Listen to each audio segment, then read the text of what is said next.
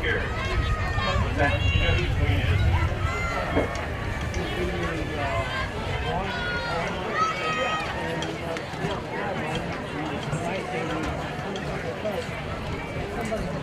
Well, everybody knows who it was, except, you know, it was written down, they can't be there, you know, place for second, back to the second, and they would get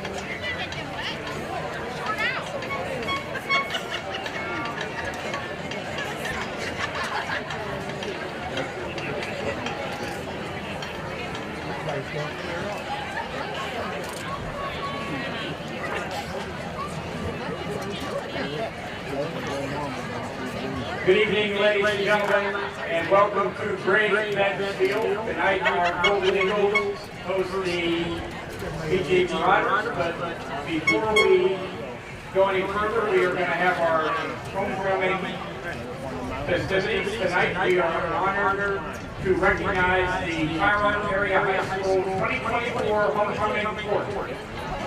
Candidates were first nominated by school-affiliated clubs, organizations, and sports teams. Nominees then participated in a four-part competition. Create Your Sash, where the nominees had to design their own sash to represent their club or organization.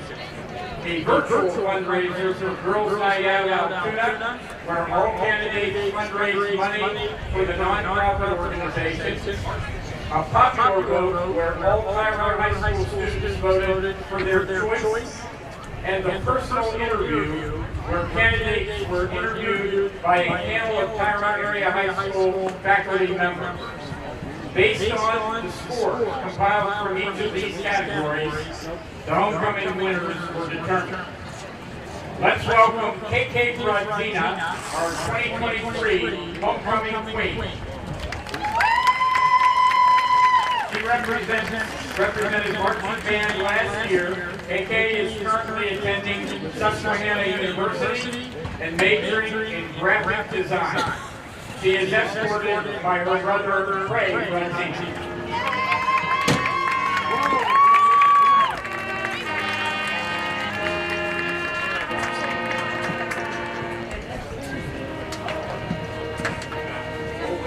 Now let us welcome the senior homecoming nominees to the field. First up, Olivia Anderson. Daughter of Corey and Jessica Anderson. She was nominated by Eagle Eye News. Olivia is also a member of the N, Student Council, Golden Revolution, and the National Honor Society. Olivia plans to attend college to major in nursing. The people she admires most are her parents. Olivia is escorted tonight by Grant Noah. Next up, Alexis Cruiser, daughter of Jessica Moore, has been nominated by Pop Extension. Alexis is also a member of the N, Drama Club, and works in the cafe. Alexis plans to move out of town to go somewhere different to explore the world. The person that Alexis admires most is her mom. Alexis is escorted tonight by Ethan Cooley.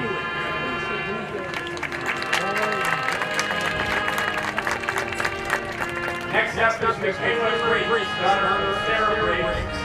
She is nominated by the marching band. Michaela is also a member of indoor percussion and jazz band. She plans to become a preschool teacher. The person Michaela admires the most is her mom. She is escorted tonight by Jasmine Wong.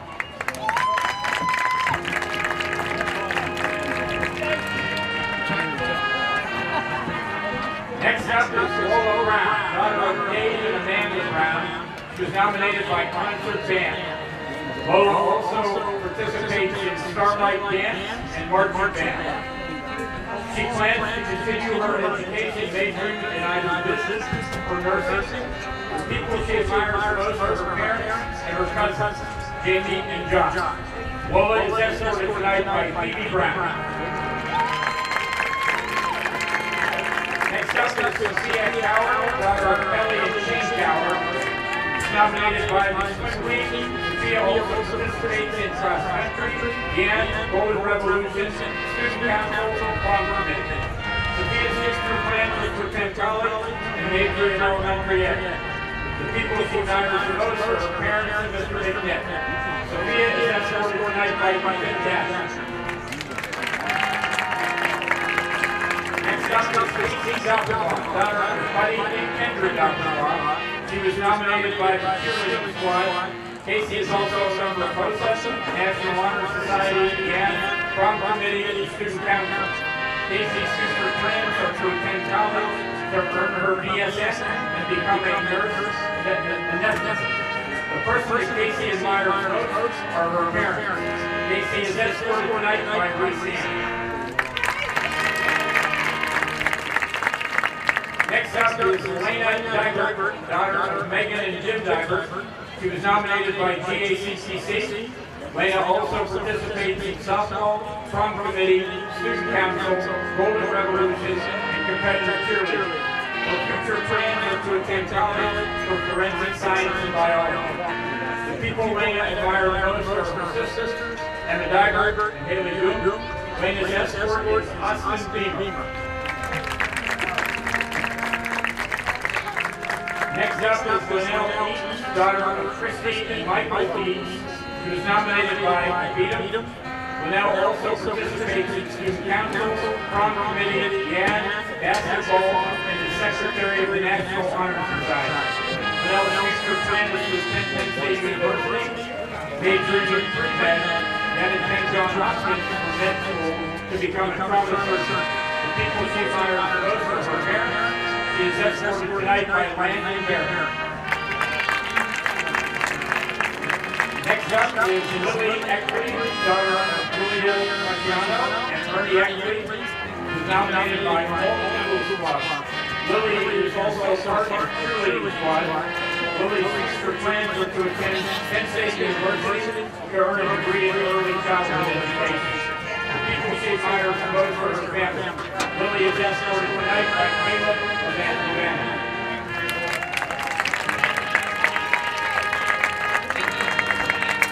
Next up is Destiny Fink, daughter of Christine Harper and Jason Brower.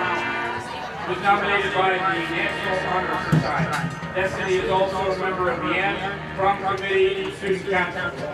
Destiny's future plans are to attend college, acquire a stable job, and be wealthy. The person she admires the most is Taylor Swift. Destiny is escorted tonight by Alan Ray.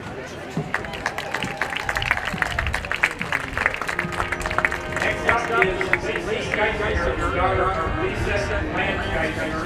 She was nominated by Tyrone Colorado. Lacey also participates in competitive twirling. Lacey's future plans are to attend college and major in early childhood education. She also plans to audition to be a twirler in college. The people she admires most are her parents. She is escorted tonight by Riley Rollins.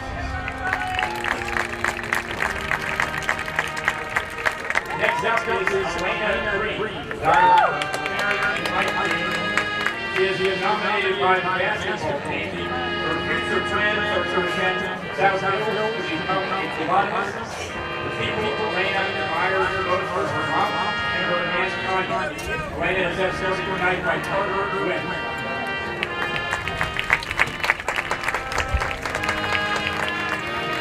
Next up is Lexi Hess, daughter of Kyle and Bill Hess. She was nominated by the Prom Committee.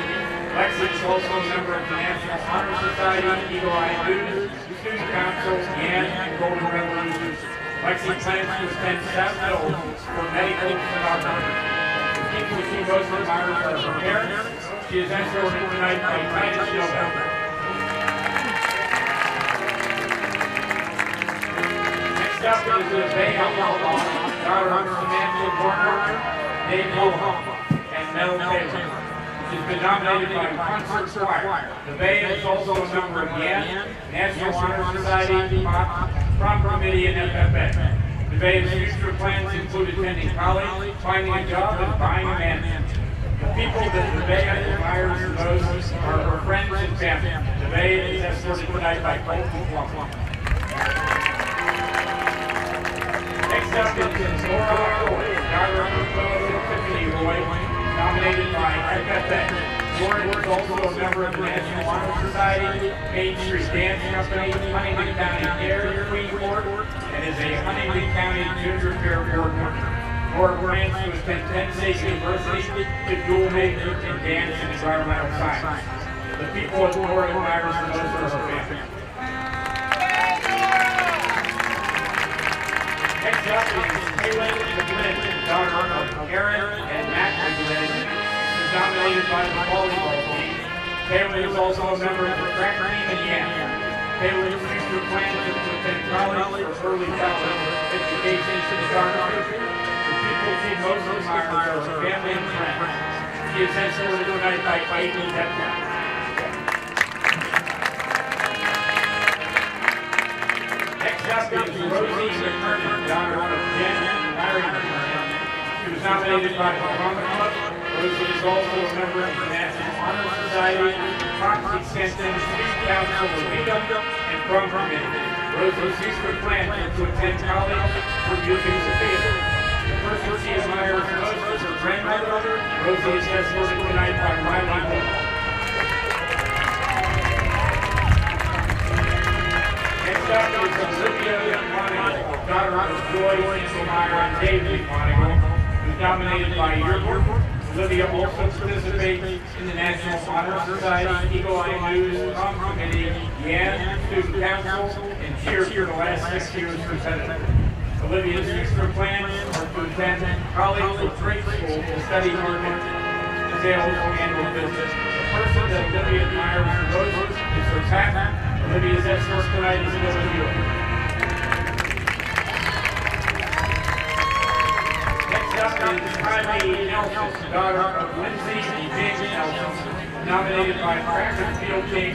Kylie also participates in volleyball and YAN.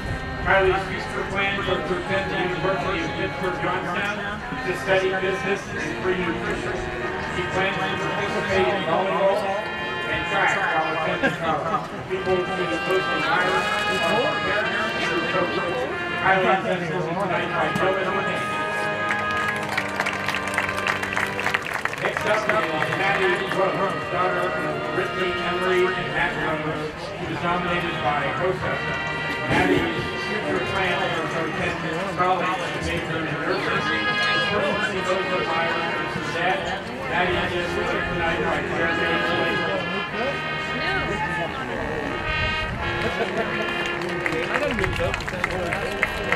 Next up is Cecilia Sorrello, daughter of David and Randy Sorrello, has been nominated by YAN, Factor Network.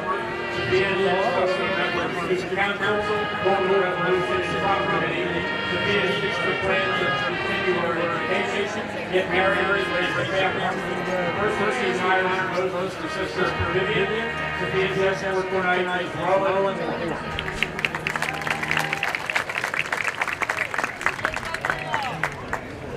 Next up is Samantha Shaw, daughter of Tim and Tammy Shaw. She was nominated by Southwell Committee. Samantha is also a member of the YAN, Student Council, Golden Revolution, and Prom Committee. Samantha's future plans are to attend college and play softball. She would like to major in radiology and become a pediatric radiologist. The people that Samantha admires most are her older sisters. Samantha is escorted tonight by Wyatt Custom. Next up is Emily Stein, daughter of Jennifer Arthur and Thomas Stein. She was nominated by Student Council. She is also a member of the YAN, Prom Committee, and Golden Revolution. Emily's future plans are to attend college, to major in biology, and enter a master's program for physician assistants. The first Misty Myers Rose for Mom is escorted tonight by Brianna Dunn. Next up is Tammy Cheer, daughter of Mike and Jackie Cheer, who's nominated by Golden Revolution. Tammy is also a member of the tennis team, student council, Deanna, Vita, and Fundraising. Tammy's future plans to attend college. The first she goes to Tyrone is her mom. She is escorted tonight by Mike and Jackie.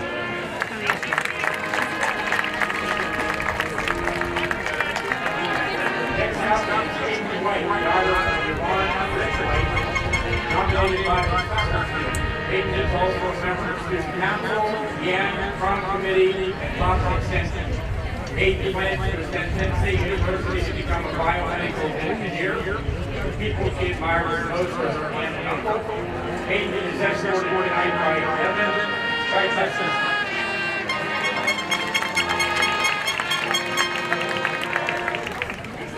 Next up is Lily White, daughter of Brian and Dawn White. She's been nominated by Jazz Band.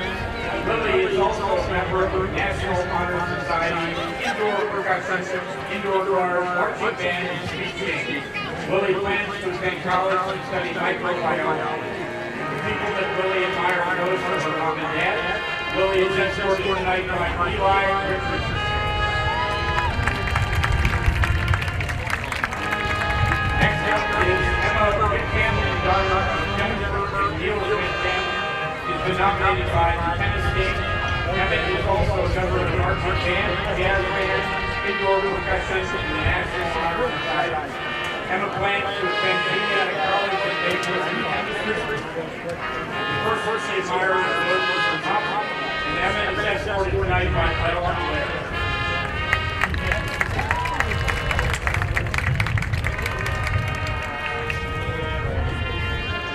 Next up is Sarah Zimmerman, daughter of Dennis and Jerry Zimmerman. She was nominated by Chris Lee. Sarah is also a member of the volleyball team, FFA, and National Honor Society. Sarah plans to attend Penn University and study kinesiology. The people she admires most are her parents. Sarah is escorted tonight by Avery Meyer.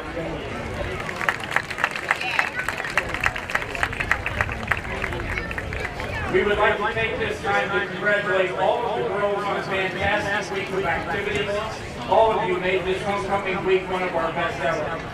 Mrs. Marasco and Miss Mark are proud to announce that together this year's homecoming court raised $12,143 for Girls' Night Out at Homecoming.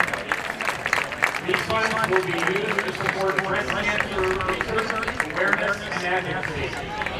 In addition, they also help cover cross screening for uninsured and underinsured patients in central Pennsylvania. Representing the homecoming candidates, Lexi Hess, Casey Doppelbaugh, and Olivia McMonigal would like to present a check for $12,143 to Megan Steinbugle, Kim Van Dieter, Paula Finance, Linda Bonsall, and Jules Brackett, who are accepting on behalf of Girls' Night Out.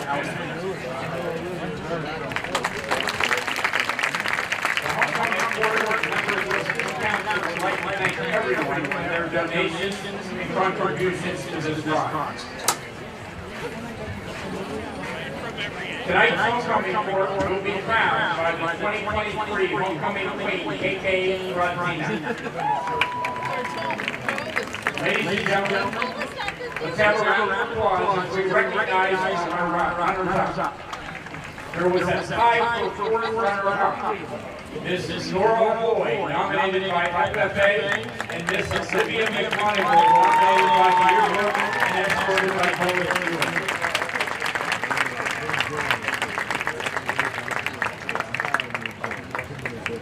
For this year's third runner-up, please recognize Miss Elena Green, nominated by the basketball team and escorted by Carter Quinn.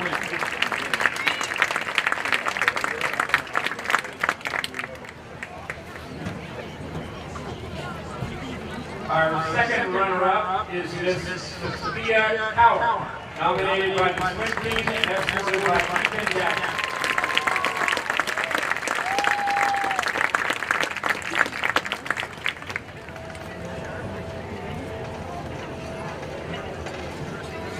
now, for the first runner-up, we are proud to present to you Tyrone Area High School's 2024 Homecoming Princess, Ms. Casey Doffenbach, representing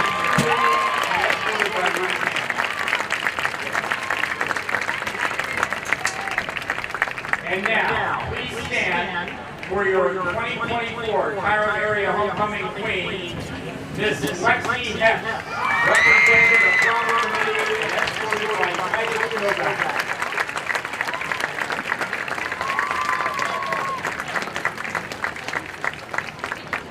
Ladies and gentlemen, Ms. Lexi Hess, your 2024 Homecoming Queen.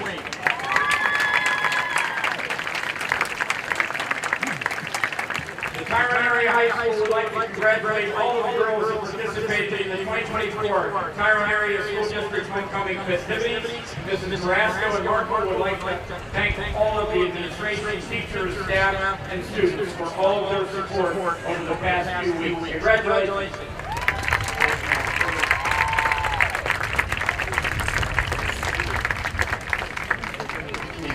Yep, go.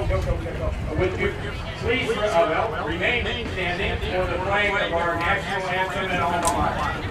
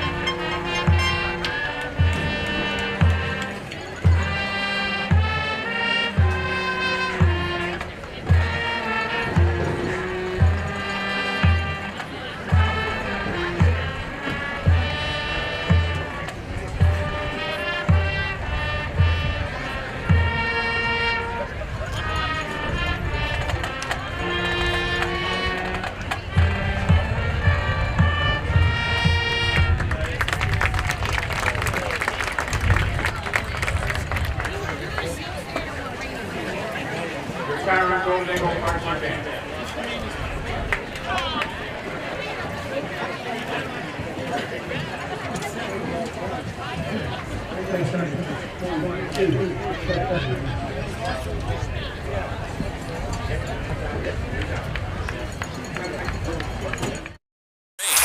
WTRN, Tyrone, Altoona. We are back at Gray Veterans Memorial Field. John Harlow, Chuck Banas.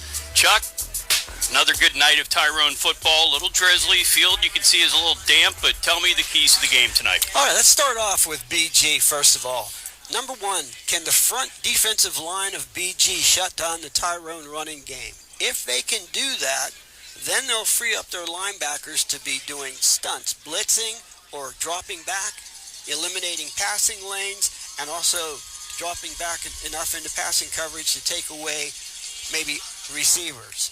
Secondly, can BG offensive line wear down Tyrone? Obviously, Tyrone, as you heard Coach Franco, it's small. And, they've been up against a couple lines that have really just kind of worn them down by the fourth quarter. Number 3, complete sustained drives, keeping Tyrone's offense, in particular their passing game, off the field, because I'm sure they've prepared for that. Force Tyrone to turn the ball over. That's another key, because Tyrone has really, as Coach said, they're a -7 turning the ball over. The keys for Tyrone: number 1, do not turn the ball over. Number 2, do not turn the ball over. That is going to be so important tonight. In case you missed number 1. Yes. Stop making unforced penalties. These are just undisciplined penalties, and in the 5th game of the season, they should not be happening, so they can't shoot themselves in the foot, putting them way back against the sticks. They must be able to run the ball to help the play-action passing game and keep the BG linebackers honest, and then also give Austin Walk some time to throw the ball. Passing game must be smart. Take what BG is giving. Don't force the ball, and don't take large sacks, putting them again behind the sticks. And above all, don't throw the ball up in the air and hope that your team catches it and end up getting intercepted. And finally, Tyrone must be better to tackle. Wrap up, no arm tackles on these BG running backs, because that arm tackle is not going to bring those hard-running BG running backs down. And after catching, they have to make sure that they tackle in the open field. John? One thing that Tyrone is up against, we have both starting receivers back this week. Eli Wimmer's back, as is Trent Adams, but Tyrone had another loss last week due to injury. We're going to be on our 4th left tackle. We had Stanton go down in preseason. We had Owen Oates go down in the Johnstown game. And Caden Asman, who's been the 3rd left tackle this year, he's in a walking boot right now. So Tyrone's on their 4th left tackle this year. So if you want to be healthy for the Golden Eagles, don't play left tackle. Yeah, it's tough. Your depth is coming to get an education here, but it's tough to do that during the season. One good thing, John, another school record for Ashton Walk was set last week against Bellwood, the all-time passing yardage leader. And the other thing is, tonight, right now, there's a two-way tie that's 3 and 4. There's only 4 AAA schools, as you know, that make the District 6 playoffs. Right now, it's a tie between Penn Cambria and Tyrone for that 3rd and 4th spot, which is important because of the seedings, like 1 plays 4, 2 plays 3, that type of thing. Phillipsburg is 5th, but, Tyrone and Penn Cambria has 50 points, and Phillipsburg has 38, so it's going to be pretty tough for them to catch either one of these 2 squads. And the one thing that is nice, Johnstown has a 2-game winning streak, so those are power points that the Golden Eagles get because we defeated Johnstown, and they're a higher class to begin with, so it helps us with the power points as we move forward, heading toward district playoff time. And it might be a rumor, but I think those Johnstown people are still bragging about that second win up to Westmont Hilltop after winning last week. Well, as we talked to Coach Franco, Bishop Guilfoyle, they just had the coin toss. Guilfoyle won the toss. They've deferred to the second half, so Tyrone will get the ball to start the game. But as we talked with Coach Franco and as we witnessed in the Johnstown game, there's a ton of athletes on that team. Oh, they're going to be good. They just have to get the discipline. It looks like head coach Antoine Reed's stuff is finally starting to sink in, where Johnstown's playing decent ball. They're on a 2-game win streak after a 42 consecutive game losing streak, so you cannot argue with that as they get ready and continue through their season. Golden Eagles 2 and 3, Bishop Guilfoyle 5 and 0. And one of the guys that's on the sidelines over there for Bishop Guilfoyle, you know him pretty well, Chuck, is former Tyrone quarterbacks coach Darren Elvey. Oh, yeah. Yep. I see Darren every once in a while going to basketball games. He's a PIAA basketball official. And, Darren was with us when we won the state championship. And, as John said, when we won that state championship, we took a lot of pride in our turnover ratio, and it was a plus 32. And you're going to win a lot of ball games when you have a plus 32. He said that they averaged back in the 90s, early 2000s in the plus 20s most of the time. I think he said, I mean, if I remember right, 99, we had 3 turnovers all year. Yep, exactly. And one of them was in the state championship game. 2 of them were Jesse fumbles and Brandon Huber threw 1 pick. 1 pick, exactly. And Jesse's fumble in the state championship game, the other one was against Central at Central. I remember it, and boy, he paid for that in practice and then out on that Monday. And I used to tease some of the parents in that year, 99, because I was a running back coach, and if the running backs didn't put the ball on the ground, I would take all the running backs to Pizza Hut for their buffet, and it cost me a small fortune. Yeah, it cost Pizza Hut a hell of a fortune, too. I actually wanted to tell some of the parents that, that they should let me write their kid off as a tax write-off, because it was every single week, every Wednesday we were going. Okay, Guilfoyle is coming out for the opening kickoff. Tyrone will get the ball to start the game. Number 4, Gage Miller. Number 9, Dante Novak back to receive for Tyrone. And Guilfoyle with senior quarterback Chase Kissel, who's just a solid ball player. I mean, this is, if you look at, these are the only 2 schools in District 6 who have won a state championship. Guilfoyle, the only parochial school, and Tyrone, the only public school have won state championships in District 6. And the rain has stopped for now, but it's still going to be damp when that ball rolls across the grass. But this field is so good compared to what it used to be. It may not be a factor unless it starts to rain, John. There's the Michael Cacciati kicks it off the hands of Gage Miller, picks it up at the 5, 15, gets to the 20, up to about the 21. He's going to spot him at the 21-yard line. So about a 16-yard return for Gage Miller for the Golden Eagles. And that was almost one of those ones you're kind of, do you take it or do you hope it rolls into the end zone? Yeah. But either way, he's still got a yard ahead of what he would have. I think he saw that second bounce, and it didn't really scoot. It just kind of like, this is going to be like a putt on a golf course, or a wedge. You're going to just die. And that's one thing they'll have to be wary of on these kicks and punts. Golden Eagles in the eye. Ashton Walk under center. Handoff Seth Huber, left side. Gets about 8, maybe 9. Looks like they're spotting him at the 29, so it's going to be an 8-yard gain for Seth Huber. First play of the game between left guard and tackle. And the new left tackle is number 53. Ian Gibbons has moved over to left tackle. And Seth Hoover's Tyrone's leading rusher. And I'll give you a little bit of his stats here in the next play. Tyrone, 2 tights, hands off to Hoover, gets up the middle. It looks close to a first down. If you go by the referee on the far side, it looks like he's got it. They're moving the chain, so it's going to be a 1st and 10. Tyrone, 3-yard gain for Seth Hoover. Ball's going to be spotted just on the other side of the 31. And Seth Hoover, on 17 carries prior to coming in tonight, had 239, that's not correct. On 70 carries, he had 407 yards for a 5.4 average. Walk in the pistol. Seth Hoover behind him, fakes, rolls right, looks deep. Nobody's there. Throws again, but this time he throws it out of bounds. Good play by Ashton Walk. Got hit as he threw, but it was an incomplete pass intended for number 2, Trent Adams, but it was more of a throwaway than it was a try to make a completion out of it. And boy, the Bellwood defensive back there had Trent covered. I mean, he was glued to him, and that was a good throwaway by Ashton. 2nd down, 10, Tyrone Guilfoyle. 10:54 remaining in the first quarter. We are scoreless. 2nd and 10, Walk in the pistol. Hoover behind him. Number 7 for Tyrone, Tyler Weston in motion, handoff. Hoover gets by the first tackle, but the rest of the Bishop Guilfoyle defense gets on him. Number 76 first on the play, that's Joseph Eckenrode. So it'll be 3rd down, 10, ball just inside the 32, maybe 3rd and 9. And Eckenrode's making some tackles out there for BG. He's a big boy there for sure. Yeah, he's one of those ones they don't list the weight on. He's 6'2", but it looks like a lot. And then 76, he's another big boy in there at nose tackle. Walk, rolling right.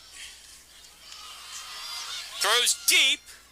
Slips out of his hands. Is he caught it? Did he catch it? Yes, he did. It's an interception by number 1 for Bishop Guilfoyle, Tyson Listoki, a junior who's 6 foot 167. Guilfoyle will take over at their 42-yard line. And that's a turnover and gives Bishop Guilfoyle very good position. That's number 9 interception this year that Ashton's put up there. 4 last week, 1 this week. And that one you could see the ball slip out of his hand. That was a wet ball. He still tried to throw it deep. And, again, that was kind of in a double coverage, too. I mean, oh, yeah. Yep. Sort of like Bellwood did with the last 2 interceptions where they played a trailer, but they had the high safety over top. He had an opportunity to run for a bit, but that was 3rd down. So 1st and 10, Guilfoyle hands off to number 42, gets around the edge, 12 yards, 15. He's down to the 32-yard line. It was 15 yards before he was touched. Number 42 for Bishop Guilfoyle is Tyrone Casiglio, a 6-foot, 190-pound junior. And 1st and 10. And the right side of the Tyrone line there was just walled off completely, and the defensive end was just sealed in. He actually took an inside route, and when you take that inside route, you still have to keep that outside arm free, and he did not, and he was buried in the pile. No one was near him for about, as you said, 10, 15 yards. 1st and 10, Guilfoyle. Chase Kissel in the gun. Handoff again to 42. Hit by the first Golden Eagle, breaks a tackle. Gets hit by a second, third. He gets another. He's still going, gets about 9. And, John, let me point out, there are 11 white jerseys pushing that pile 10 yards downfield almost. So the whole front of the BG is going downhill. They are pushing Tyrone. And Consiglio was hit by 4 or 5 different Golden Eagles before they finally got him wrapped up and brought down. They're giving him 8, so it'll be a 2nd down 2, ball on the Tyrone 30, 9:25 running clock in the first quarter.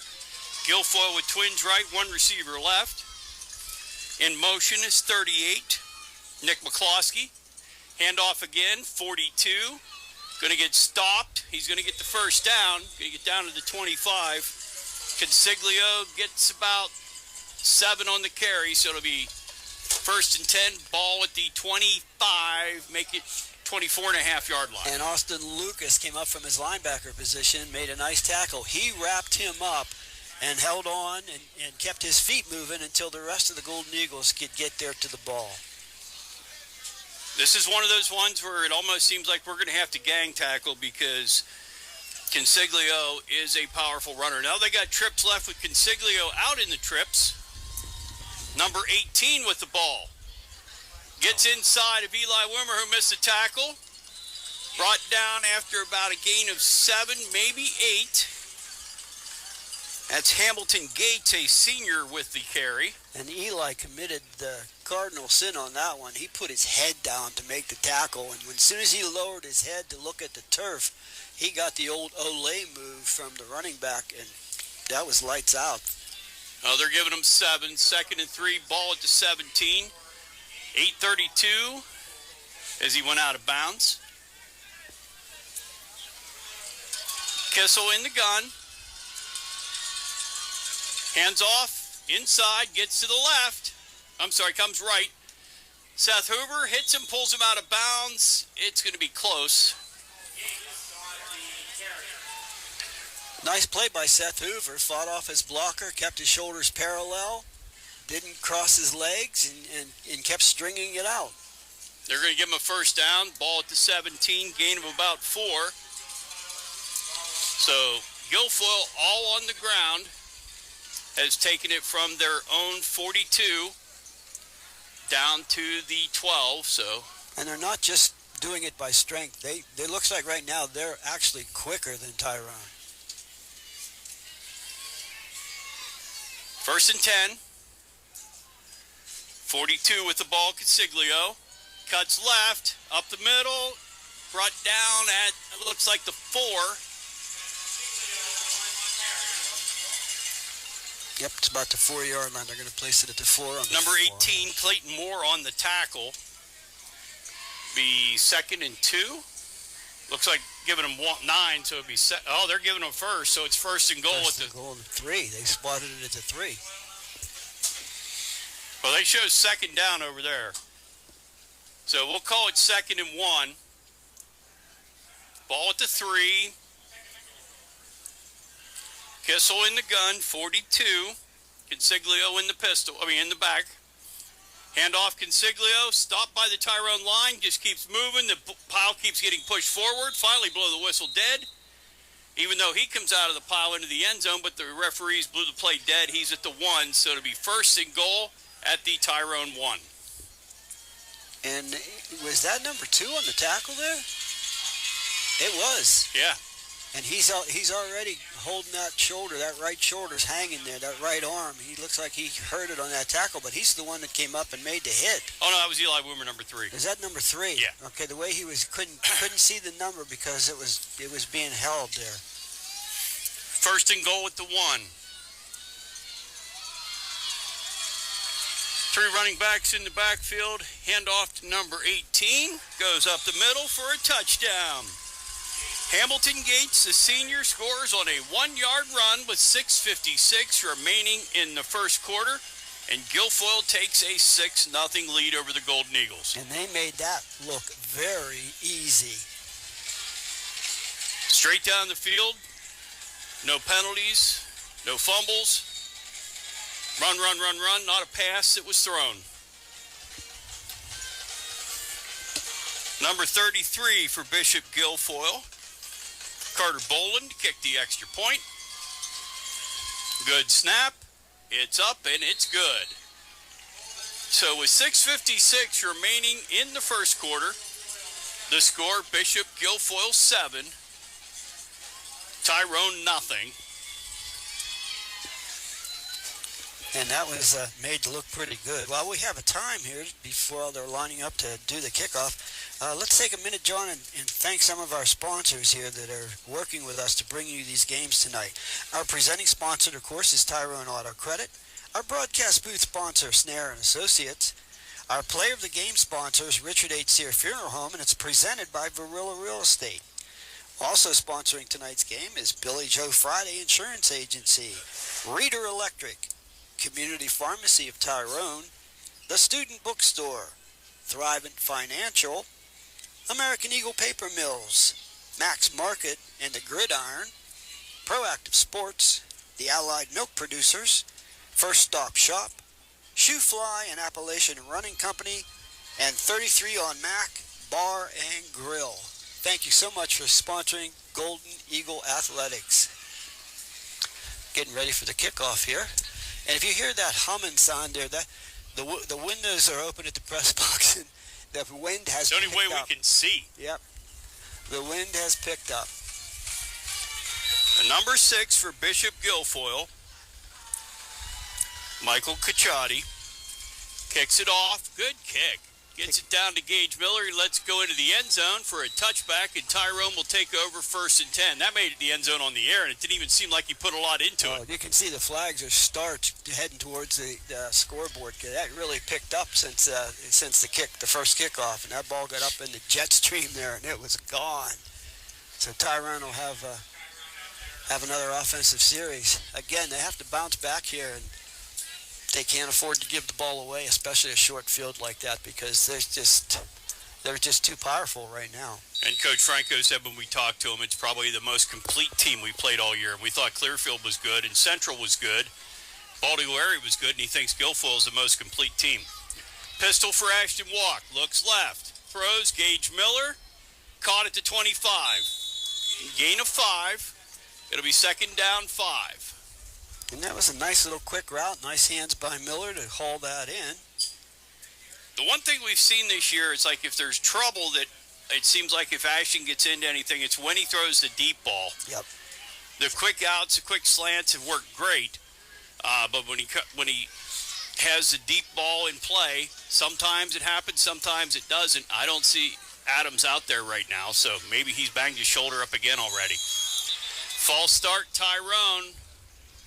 2 receivers on the left went. Looks like the center didn't. Yeah, it looks like Eli Woomer and Gage Miller both were 3 yards down the field before the ball was snapped. And that is another one. And, those are the 2 things we talked about. Turnovers and undisciplined plays. And that cost them 5 yards, and now they're behind the sticks. 2nd down 10. Ball back at the 20. walking the pistol. Hands off to Seth Hoover, and he's met in the backfield before, barely when he got to the ball. Let's see. Number That's 76, I believe. It looked like number 8 was the one who made the initial. No, it wasn't. It was 6. Ciaccotti and 78, like you said. Yeah. But 8's on the play big, and 76 also. Defensive end there, yep. Eckenrode and number 8, Jake Kissel. And number 8 should shake number 76's hand because he took on 2 Tyrone Golden Eagles and drove them back. No one was able to block number 8 because 76 had them both tied up. And Hoover barely got his hands on the ball before he got hit. 3rd down, 15. Walk drops back. Rolling out. He's got some daylight. He's going to have to make a move to get by him. He's going to get about 7 of it and get back to about the 25. So it'll be 4th down, 5. So he gets maybe 10. They're giving him 9, so it'll be 4th and 6. The ball's going to be at the 24, and Tyrone's going to punt. And this kick, now the wind has let up. I'm looking down at the north end of the field. The flags are just hanging limp now on the kickoff. They were starched towards the scoreboard side of the field. So Dante Novak back in punt formation. 16 for Bishop Guilfoyle. Or 18, Hamilton Gates back to receive the punt. Dante Novak kicks the punt, kicks it off. Good punt, gets it down to the 40, where Gates fields it cleanly. 45, 50, 45, 40. He gets down to about the 35 before he gets knocked out of bounds. Number 10 for Tyrone. Mason Amy on the stop.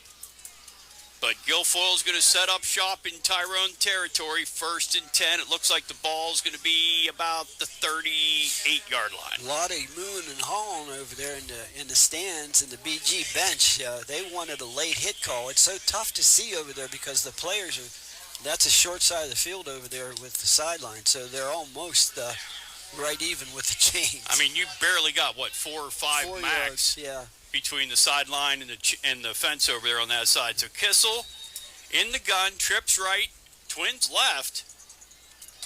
Let's see what they do with it. Tyrone blitzes, screen with a quick early block. Good tackle, number 11, Seth Hoover. But I'll tell you, Guilfoyle ran that pick play perfect, and I think they should have got an offensive interference because that receiver was blocking Eli Woomer before the ball was even thrown. Almost like a pick there, but it was behind the line of scrimmage. But Tyrone came with an all-out blitz, and that was an excellent call. And I'm sure they didn't know the blitz was coming, but boy, oh boy, he got rid of it in a hurry and a nice pickup again. Gain of 8, 2nd and 2, ball on the Tyrone 30. So this time Guilfoyle is going to be 2 wings to the left, tight end left. 18 in motion. They're going to hand it to... No, Kissel's going to keep it up the middle. Good stop by 71 for Tyrone on the stop, which we don't have a 71 in our program. So 71? No, we don't. Good luck of who that is. So good tackle. And he wrapped him up nicely. It was a solid wrap-up, good tackle, because he had a hole on the trap. 3rd down 2, ball in the Tyrone 20, just inside the 30. 4 minutes and counting in the first quarter. Obviously 2-down territory for BG, so they're not too concerned about, what the play should be here, but there seems to be a little bit of timeout now by the officials. I don't know who called that timeout. He's coming over to the... they're making somebody come out. Number 6? Ashton Amy, they're bringing him out. Who else they bringing out? No, they're bringing number 10 out. They better start counting heads. They had... here comes somebody else out. Mason Amy is who they're bringing out. It might be for a equipment check or... They also brought out number 57, Austin Lucas came out too. Well, Austin Lucas is back in. He's back in the middle. 3rd down, 1, ball at the 29. 7-0 Guilfoyle, 3:42 and counting left in the first quarter. Kissel looking left, quick slant, throws it behind him, still caught. Nice. Missed tackle. 2 minutes. They wind up the whole cavalry comes in. Number 10, Mason Amy on the missed tackle, but I mean he had him wrapped up. He just spun by him. Yep, and nice catch because that was not a very good thrown ball. The ball was on his back hip, and he had to turn. He was running towards a post, and he had to turn completely back towards the BG sideline, and still was able to catch it, and then maintain his balance and break that initial tackle. Gain of about 8 for a 1st and 10. Ball on the 17. 3:05 in counting first quarter. Chase Kissel in the gun. Here we go. The handoff to 42. Consiglio. Good stop. Number 6 for Tyrone. Ashton Amy on the play. Took his legs out from underneath of him. Nice play. Marshall's wearing 71 tonight. Okay. Okay, now we know who it is. Marshall Martin's wearing number 71. Okay. That's with the thin line. I mean, we have to move him in from tight end to give him a line number because that's how thin Tyrone is on the line. 2nd down 9. Good stop by Mason Amy for a 1-yard gain for Guilfoyle. I think that's the least they've gained on any play so far. There's a mismatch there at the in the flat. There it is. Here's the pick again. Throws it to number 38 for Bishop Guilfoyle, Nick McCloskey.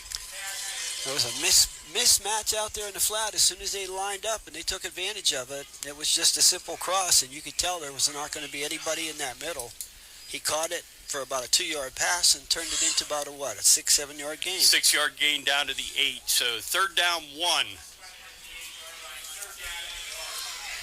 Guilfoyle rotating players in, knocking on the door inside Tyrone's 10-yard line. They're at the 8, 1:38 and counting in the first quarter. Bishop Guilfoyle leads Tyrone 7-0. Kissel in the pistol with a plethora of backs back there. Hands it to number 18. Cuts left. And he is in the end zone. A 2nd touchdown rushing for Hamilton Gates. That is an 8-yard carry. There's a flag late. Let's see what that is. I got a feeling it's an unsportsmanlike because somebody's helmet's off. Number 10, Mason Amy for Tyrone's helmet isn't even with him.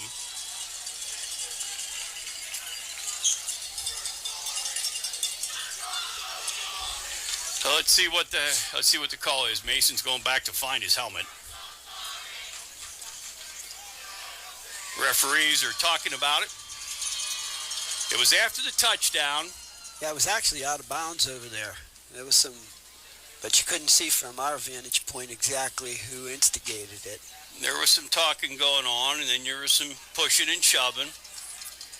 I like how Eli Wimmer's playing the captain who just hangs around the refs, kind of trying to get an earshot of what they're going to do.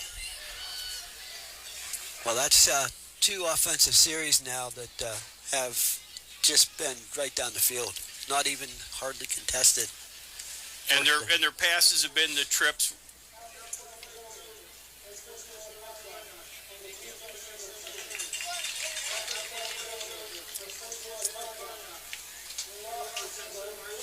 Okay, so we got offsetting unsportsmanlike conducts.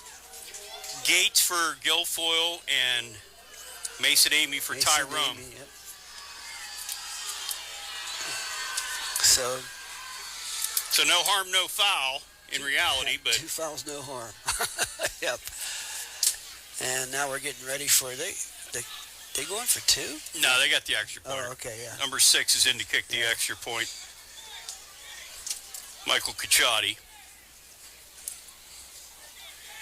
It was Carter Bolin the first time he kicked it. Yeah. And now it's a different one? Yep.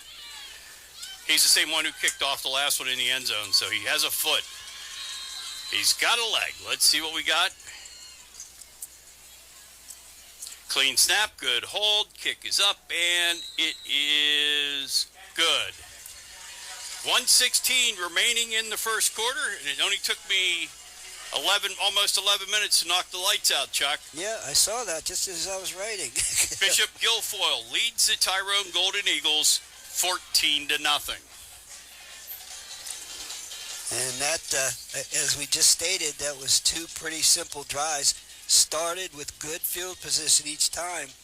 They had 14 points on there, but you would think that having 14 points, he'd have maybe 150 total yards. I'll bet you they don't have that because they've started at the 45. They might be at 90. 90, yeah, they haven't even broken 100 yards yet, probably. But they're doing it with ease right now. And both drives have been completely clean. No penalties, no backwards yardage. The shortest gain they had was a 1-yard gain. But, I mean, the punt return was for almost 20 yards. Right. So Guilfoyle getting ready to kick off as they lead 14-0. 1:16 remaining. And it is homecoming, Chuck. So we got to say congratulations to the 2024 homecoming queen representing the prom committee. Miss Lexi Hess is this year's homecoming queen. And once again, it's just like BG must have something going there because the wind's picked up again for their favor. He kicks it down. It's over the head of Gage Miller, rolls into the end zone for a touchback. And it'll be Tyrone's ball, 1st and 10 on the 20. That's amazing. As soon as he lined up to kick, the flags just got starched again, blowing towards the scoreboard. Excellent for them because, boy, he gets that up there. You could just see that ball just moving really quickly. Speaking of wind, just so some of you know, some of the people that have contacted us, we haven't heard from John Morrow down there in Florida, so hopefully everything's okay with him. And we did hear from Zach in Savannah. They've been without power since 3 a.m., but it looks like the worst is past them. Okay, number 7 for Tyrone, Tyler Weston in motion. Ashton Walk, quick pass out to the side, good catch for Tyler Weston, going to be a gain of about 3. Nice little quick pass, quick out. And I would think maybe with the way they're covering deep, and they're doing such an excellent job covering, you might want to try to set those little quick outs and then go with a hitch and go or something if you're going to go deep. Got to be able to dink and dunk the way it looks like this game's going to go. Exactly. And not let BG, don't let that offense on the field so quickly because they'll just wear that defense down. And their defensive line has had penetration whenever we've tried to run the ball. There's a couple times where Seth Hoover, they went to hand the ball to him. We got too many men in motion. Coach Franco is going to call a timeout. So with 33.4 seconds remaining in the first quarter, the score is Tyrone trailing Bishop Guilfoyle 14-0. What you might want to do is join our sister station on 96.1 Hank FM each Thursday from 7 to 8 p.m. for the High School Football Coaches Show. Broadcast live from 33 on Mac Bar and Grill in Altoona. Each week, Dave Shannon and Referee Rich DeLeo, sorry Rich, welcome two coaches. They talk about the excitement of their programs and their upcoming matchups. So catch the High School Football Coaches Show live from 33 on Mac Bar and Grill Thursday nights from 7 to 8 on our sister station 96.1 Hank FM. So it'll be 2nd down, 8, ball in the 22. 33.4 seconds remaining in the first quarter. Guilfoyle leads Tyrone 14-0. And John, we've already heard from Chris Wilson out in Los Angeles area, there, Redlands, California. Everything's sound and the video stream's loud and clear. So the school's been able to get that situation worked out, and we're good nationwide. Walk in the gun. Ashton Amy to his left in motion. Hoover beside him, the quick pitch. Looking right, gets past, gets a gain of 12, 13, or make it 10-yard gain. Sorry, it's a first down. 4. Tyrone gets the ball from the 22 up to a 32. It's about a 10-yard gain for Seth Hoover on the quick pitch. That Seth Hoover is really doing a nice job. He's the workhorse. Last week he had 107 out of the 116 total rushing yards for Tyrone. He comes from, his dad was a 1,000-yard running back way back in the day, Scotty Hoover in 1987 for the Cardiac Kids whenever they won the first district title. Walk, rolls left, looks left, throws, what a great catch, Trent Adams. It was behind him, he still made the catch. It's going to be a gain of, looks like 5. But what a job he did getting 1 foot down, coming down there in the air. It looked like his momentum was going to take him out of bounds, but he got that 1 foot down. It was high and behind him. So at the end of one quarter, the score, Bishop Guilfoyle 14, Tyrone nothing. From the Snare and Associates broadcast booth, this is Tyrone Golden Eagle football presented by Tyrone Auto Credit on 96.9 and 100.7, The Train, WTRN. Really, your 1999 state championship football team captain. Winning a state championship, you have to do everything excellent. Excellence matters. That's why here at Varilla Real Estate, I've taken what I've learned on the football field and applied it to our business. Doing the little things, outworking your competition, being aggressive, doing the right thing when no one's looking. Varilla Real Estate is ready to help you in all your real estate needs. When it's 4th and 4 and you need a touchdown by selling your house, call Varilla Real Estate today. Buying a vehicle shouldn't be a hassle. Tyrone Auto Credit makes it easy. Buy here, pay here. Tyrone Auto Credit has new vehicles arriving daily. Need financing? Apply online. Tyrone Auto Credit has financing for everyone with lower down payments and affordable monthly or bi-weekly payments and 12-month warranties on every finance vehicle. Your trade is the same as cash and every vehicle is fully reconditioned. Tyrone Auto Credit, 677 Hay Street, Tyrone. Check them out at tyroneauto.com. 96.9 and 100.7. The Train. WTRN. 12 minutes in the books. We're getting ready to start the second quarter. Bishop Guilfoyle leads the Tyrone Golden Eagles 14-0 on homecoming night. One of the treats we're going to have at halftime tonight, Chuck, the alumni majorettes are performing with the high school band tonight, so that'll be interesting to see. Some of them are actually my age out there twirling their baton, so that'll be fun. I can just hear my wife now saying, boy, am I glad I'm sitting here at home.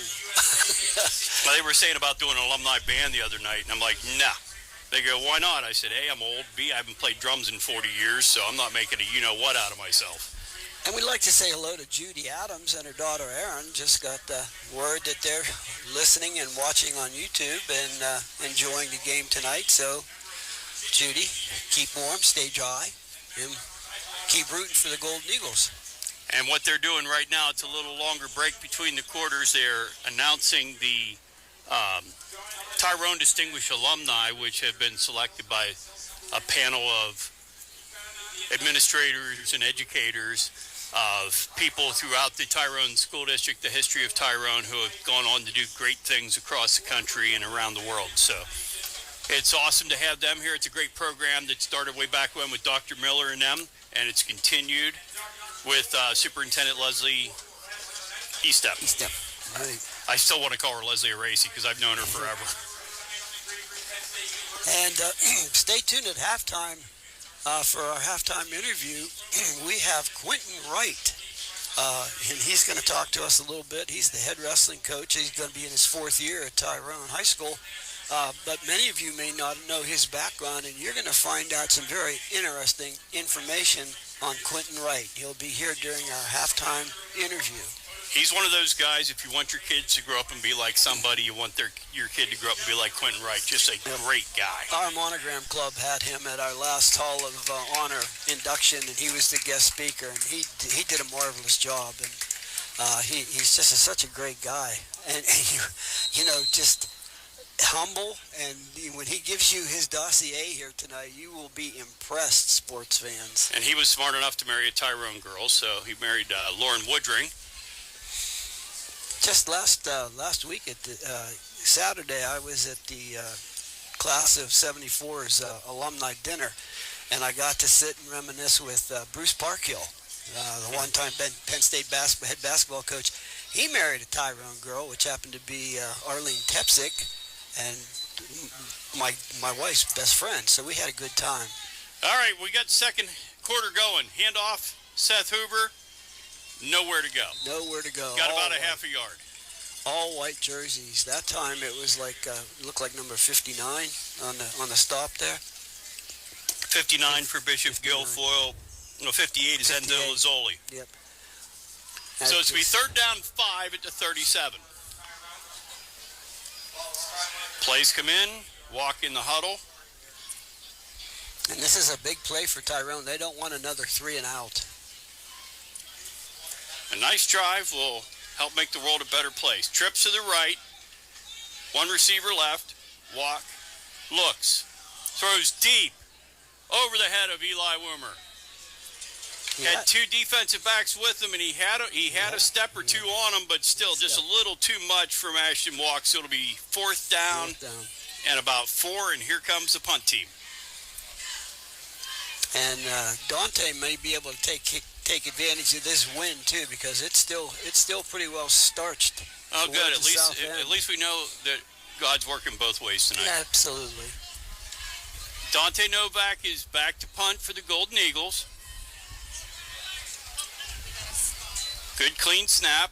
Gets the punt off. Sideways. It is dropped. Number 18, Gates, who gets it, picks it back up. Gets brought down by Mason Amy at the 25-yard line. I thought Tyrone had a shot of it, but he outkicked his coverage a little bit. But it wasn't very high. It was more like a line drive.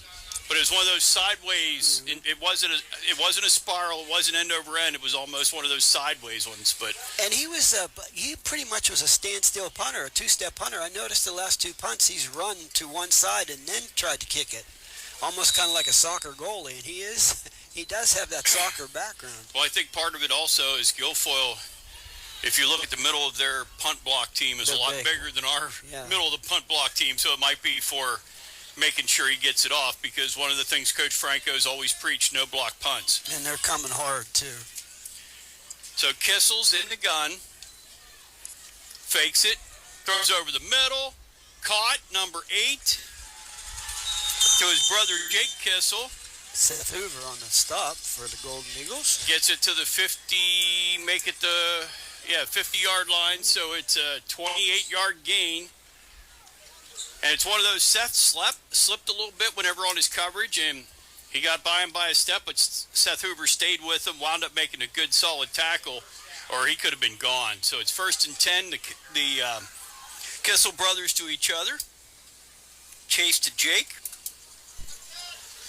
1st and 10, Bishop Guilfoyle, ball at the midfield. 10:26 and counting in the first half. Empty backfield for Chase Kissel. Drops back. He slips. He's down. Yeah, he was down. He was down. The ball came out, but Tyrone went racing after it, but the referee spotted him down at the 41, so it's a 9-yard loss on the slip by Chase Kissel, so it'll be a 2nd down 19. We'll credit that tackle to the 36-yard line or the 41-yard line marker. He tripped over that one. Nobody touched him. He just tripped and fell. You can see how damp the field is. I mean, it's good traction, but the top of the field, you can see the mist on it. You can just look at the tee and see how soggy it looks. It's usually a bright orange, and it's pretty soggy looking right now. Kissel in the gun, hands it to 42. Consiglio gets it back to the 48. He gets about 7, makes it a 3rd down and 12. And Amy was on the stop. He hit him at the 45, and Consiglio drug him to the, they're going to call it the 48, but it's closer, over the 48. But 71, Marshall Martin checks in. He normally wears number 8, but as thin as we are on the line, they got him a lineman number for this week.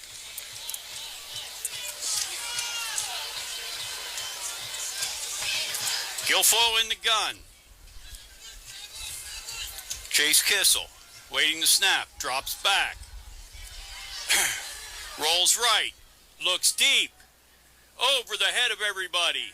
Almost caught by Gage Miller on the interception. It went off his hand. It was overthrown, intended for number 36, or number 38, tight end Nick McCloskey. So it'll be 4th down and 12 at the 48. And that was luckily a good coverage. That was a secondary coverage play there, because there were no black jerseys that put any pressure whatsoever on the quarterback. He just had all day to throw the ball. 38, McCloskey is back to punt. Good snap, does the thing himself. He sort of pooch punts it, and it goes out of bounds at about the 26, 27-yard line. They're going to mark it just outside the 25 at the 26. 26-yard line? 8:37 in the second quarter. Tyrone will take over at the 26 on the change of possession. Bishop Guilfoyle leads 14-0. And it's amazing I was watching, keep an eye on the Tyrone 3 down front men.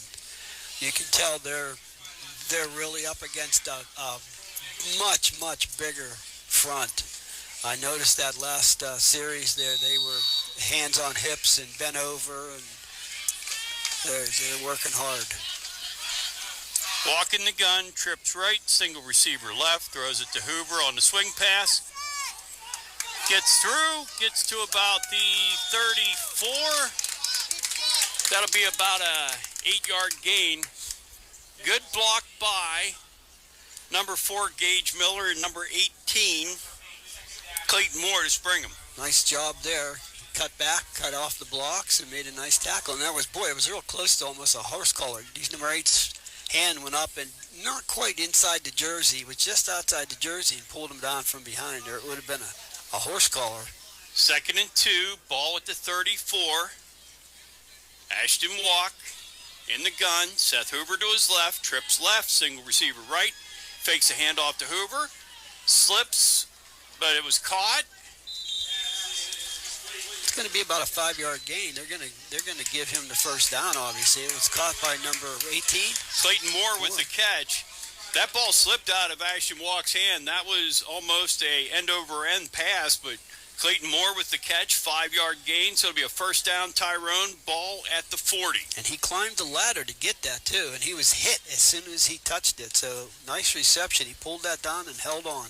Ashton was hit as soon as he threw it, too. Pistol for Ashton Walk. Twins left, 1 right. Moore in motion.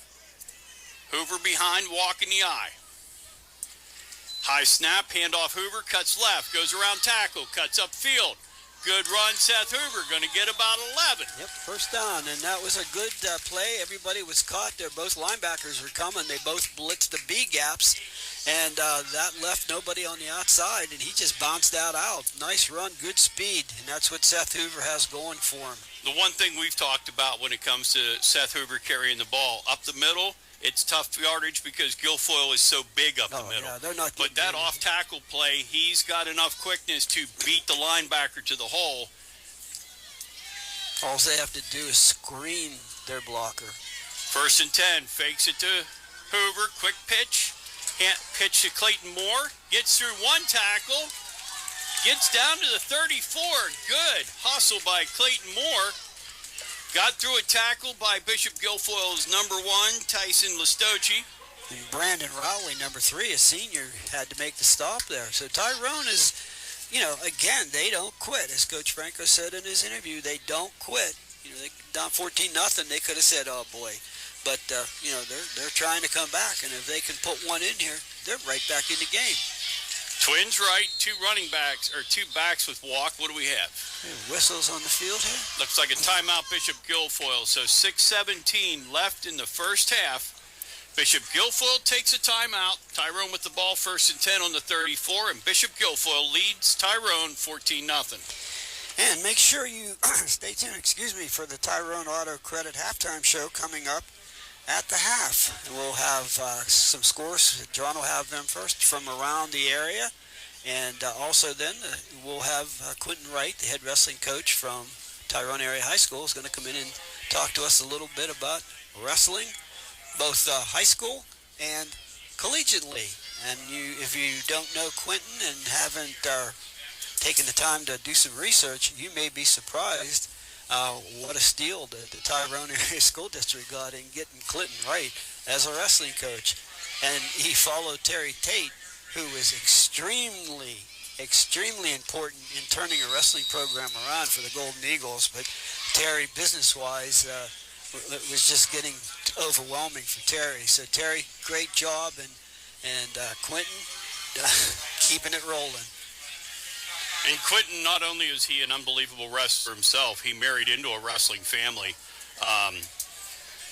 Lauren, his wife, her grandfather was Earl Harris, who was basically the father of the Tyrone Elementary program way back when in the YMCA.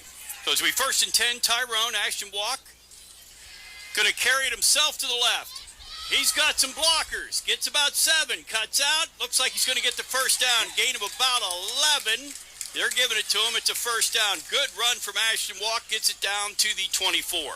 And he had a couple nice blocks out there that sprung him, and he was able to actually step out of one tackle to get the extra 2 yards that got him the first down. Ashton Amy with a good block, 53. Ian Gibbons with the seal block from left tackle. And Tyrone is moving the ball. They're moving the ball down the field. 5:59 and counting. First and 10. Tyrone, ball on the Guilfoyle 24. And everything's been to the outside, successful. Nothing up the middle. Twins left. Handoff, Hoover, before he could get to the left. Got caught in the backfield. It's going to be about a 2-yard loss. Going to be number 1 on the tackle for Guilfoyle, Tyson Listacci, who came on a safety blitz. Oh, and he was untouched. He was through the line, and Hoover just barely had the ball in his hands when he was getting wrapped up. Loss of 1, second and 11. Ball on the 25 for the Golden Eagles. 5:15 and counting in the second quarter. And BG is really shuffling people in and out, keeping everybody really fresh. Trips right, Trent Adams left. Walk rolls right. Gonna keep it. Gets it down to about the 18. It's going to be a positive gain of 7, so it'll be third down and a manageable 4. And as an old running back coach, I want to take a minute to thank Ashton Walk personally for tucking that ball away when he went to get tackled. He was swinging it, if you noticed, when I thought, oh no. But he did tuck it away, so that was good. I'm sure they've worked on that the last couple weeks, so he did a nice job there. Third down 4, ball on the 18, 4:25 and counting in the first half. Golden Eagles are driving. Here's the matchup you want, Chuck. One-on-one up top, but he hasn't gone. Hoover up the middle. Going to get the first down, or it's pretty darn close. Down to the 15. It's going to be about a yard short. Fourth down and 1. They're going to have to go for this. There's no question about that. But they have a one-on-one up on the top side where it's been Trent Adams against a secondary, against a cornerback, and there's been no safety help over there with trips to the right. And they just haven't exploited it yet. Sooner or later, that matchup is going to take place. They might try to run the ball off to the left side here. Fourth and 1, ball on the 15. Walk in the pistol, hands it to Hoover, cuts right. His second effort, it looks like he's going to get it. They're marking it at the 14. That's pretty darn close. Great second effort by Seth Hoover. He was stopped. First about down. half a yard short. Yep. Fought for that extra yard and a half and got the first down at the 14. Seth Hoover's doing a heck of a job keeping the Tyrone offense on that field. So he first and 10, Tyrone, ball at the 14. 3:23 and counting in the first half. And this is how Tyrone's going to have to do it. They're going to have to sustain drives. And I'll tell you, Chuck, we watched that 98-yard drive last week at the Bellwood game. You saw something where it wasn't a play that went backwards, no penalties. Walk, rolls, throws left. He was open, but he threw it to the way over to the other side instead of Adams went almost on the post and walked through it like it was a flag. So it was incomplete, but... And you know, I almost would think, I can't guarantee it, but that defensive back over there, the corner, he had Trent, and he probably knows Trent, and Trent gave him a move, and he probably thought, all right, he's giving me the move inside to the post. He's going back to the, and he covered that. 3 minutes remaining, second and 10, ball at the 13. Adams by himself on the right side, trips to the left, walk. Throws it to number 10, who goes nowhere. Mason Amy with the catch. He may have lost a half yard.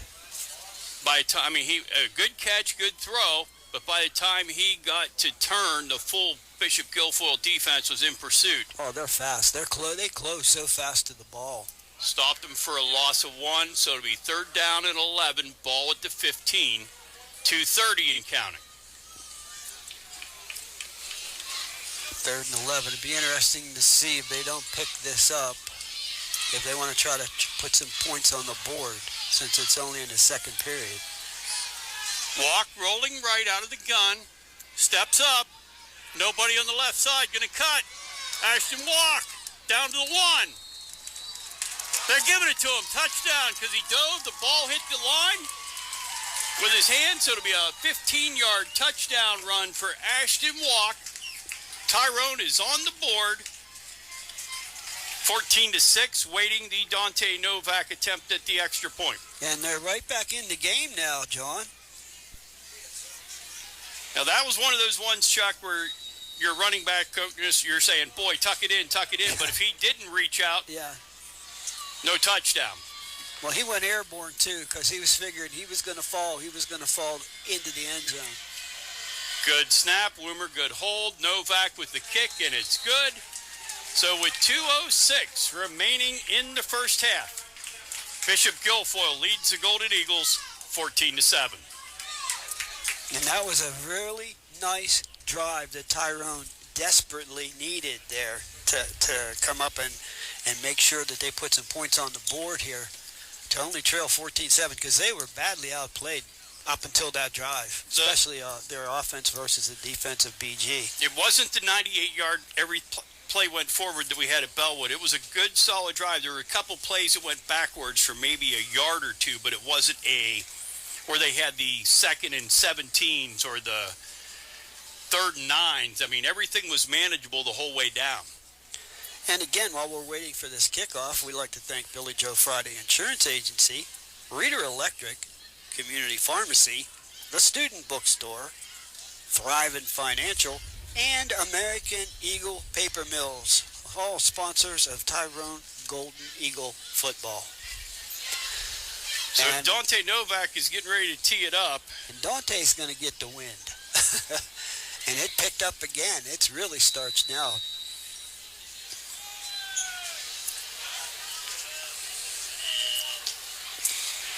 Novak kicks it deep. It hits the end zone on the fly. It was 8 yards deep in the end zone there. So Guilfoyle will take over 1st and 10, ball at their 20. And that is one way to prevent the BG Marauders from taking the ball across the 30-yard line, which any coach will tell you, if they try to get that ball across the 30-yard line on a kickoff, that's great. So now that was not accomplished. So Tyrone defensively now cannot allow BG to go down the field and put any points on the board.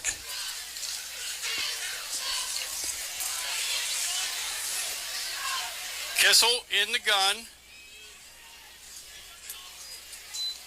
Drops back.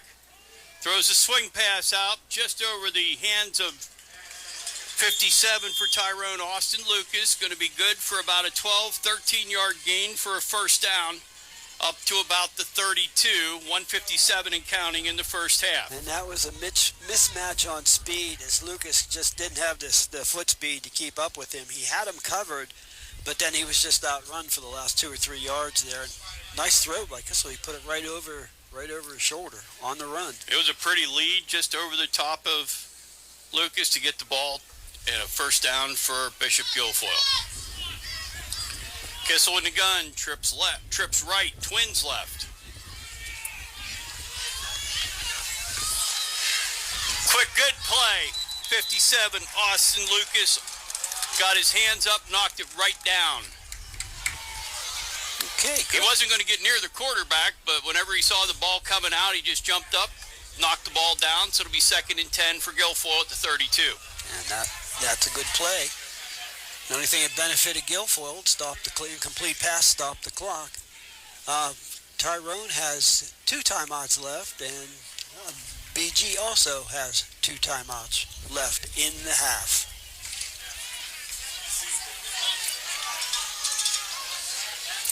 Second down 10, Kissel in the gun. Trips right, Twins left. Oh, Eli Wimmer just off his fingertips.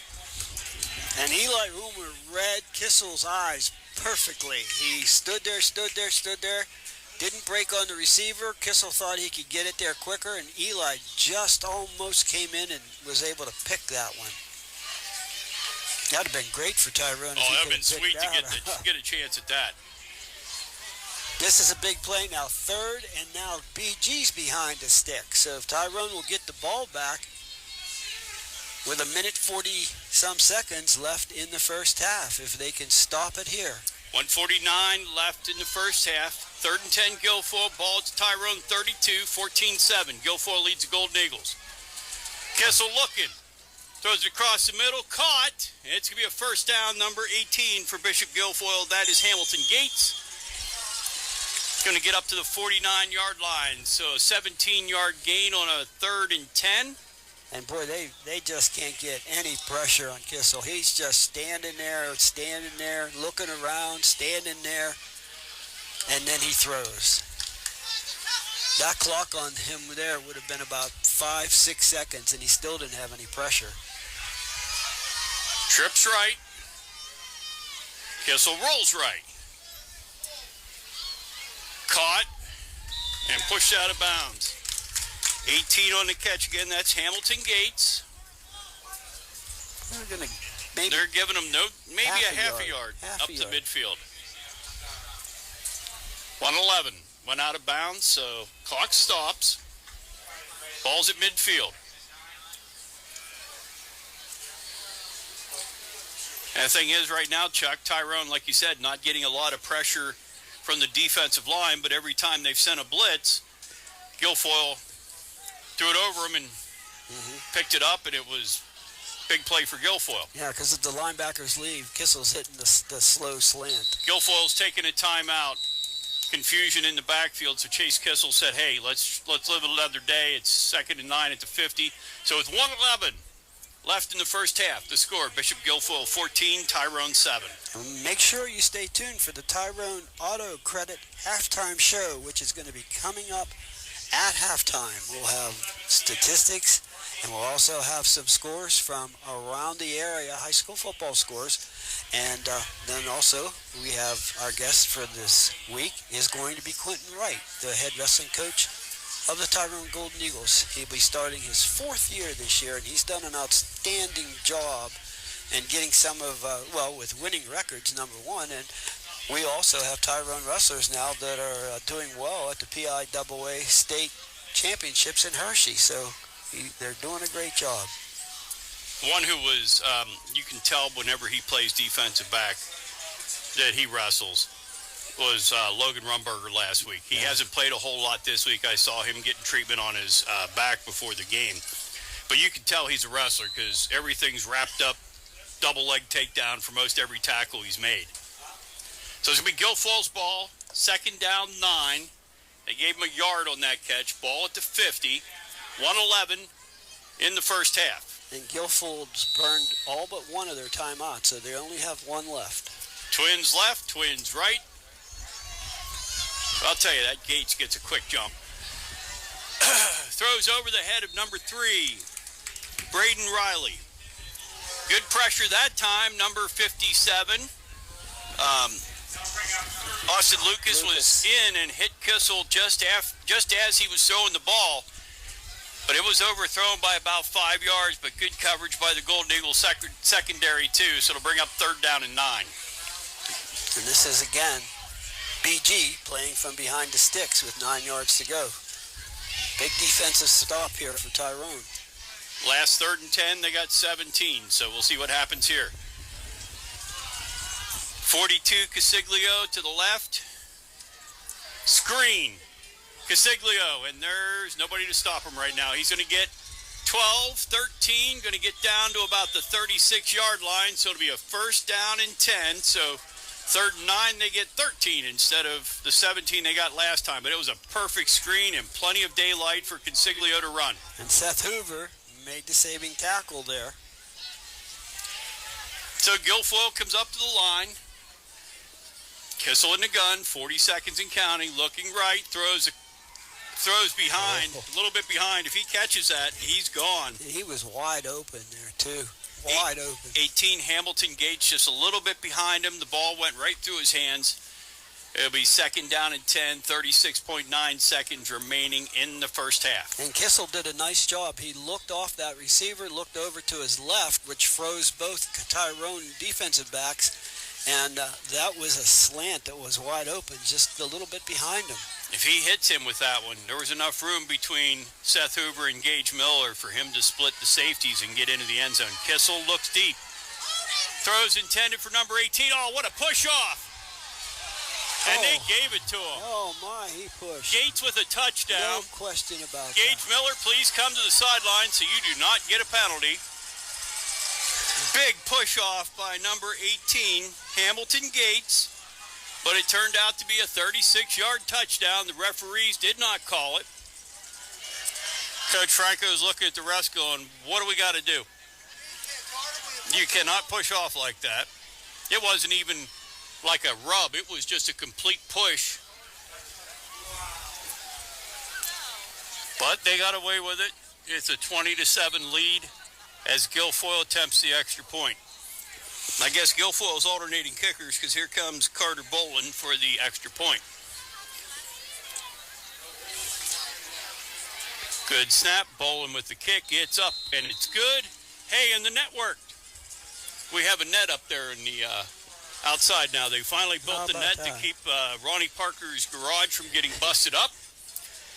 Extra point is good. So with 29.4 seconds remaining in the first half, Bishop Guilfoyle leads Tyrone 21-7, and they get the ball to start the second half. Boy, and that hurt because that was, I think everybody in Grayfield saw that one. But, hey, officials there. Everybody but the one ref who was standing to the left and had plain line of sight to it. 3 yards from the play, but we'll move on.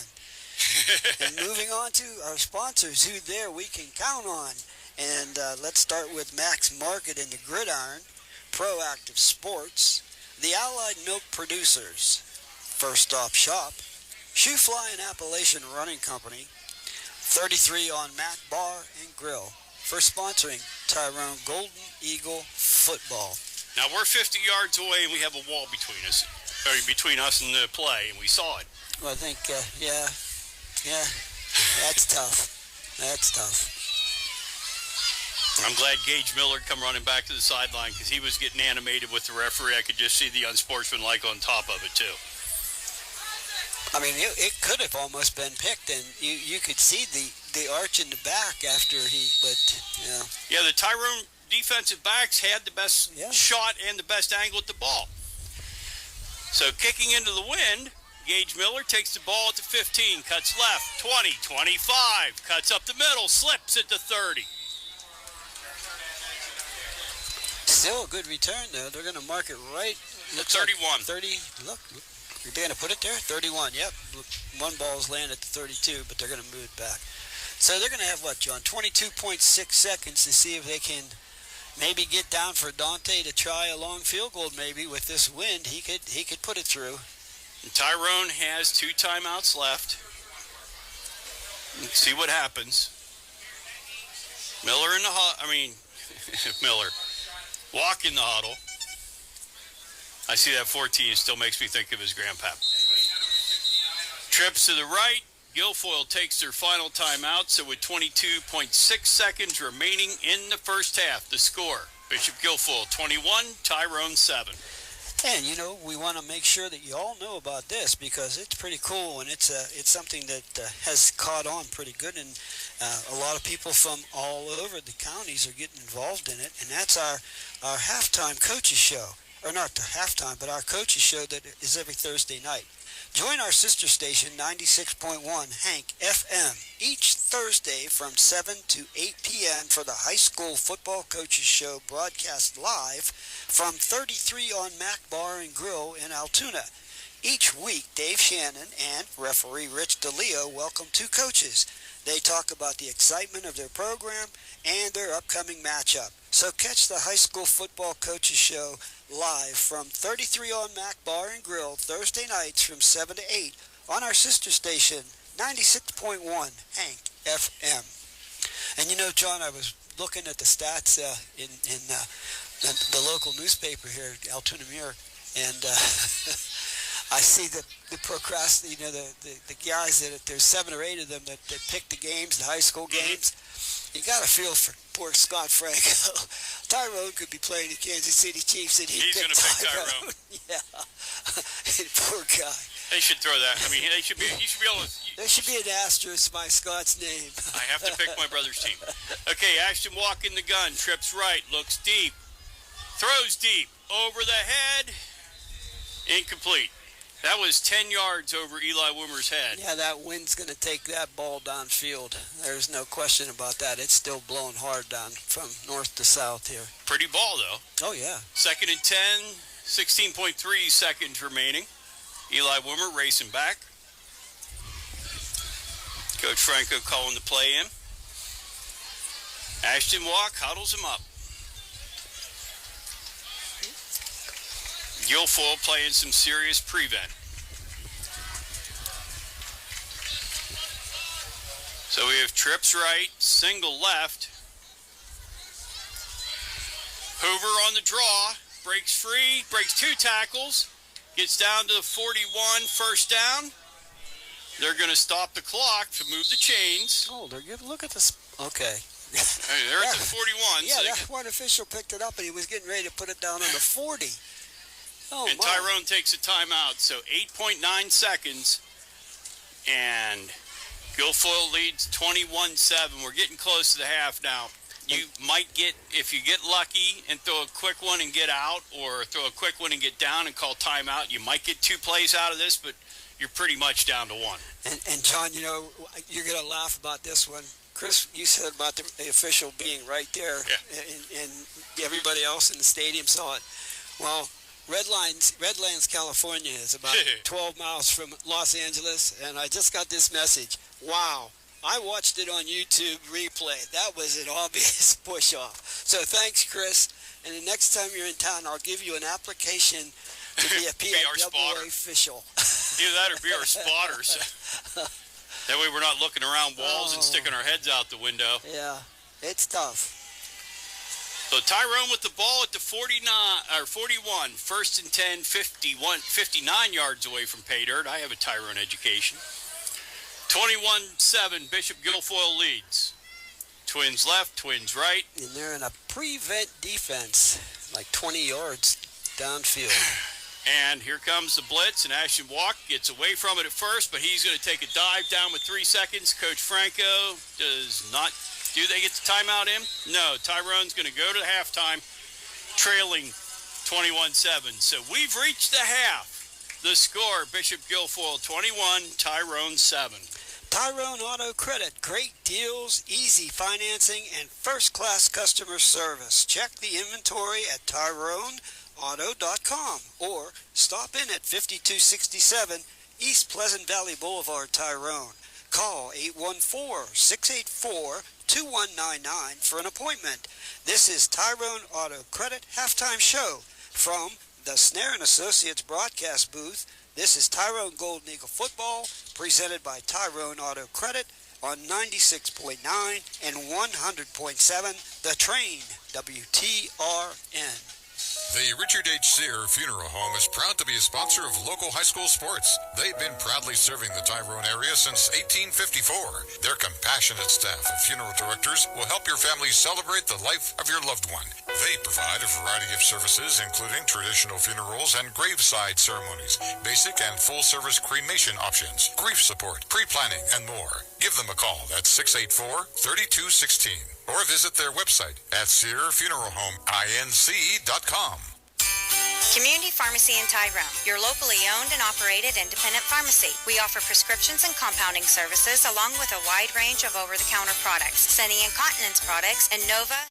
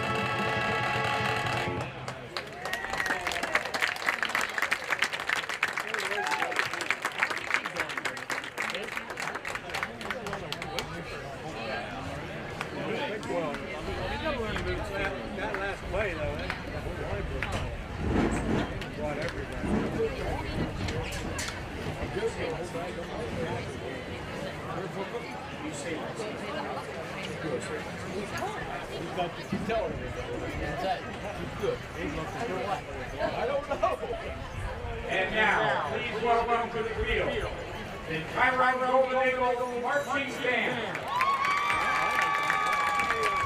The band is proud to present tonight their 2024 show, The Lost City, featuring the music of Circus Soleil.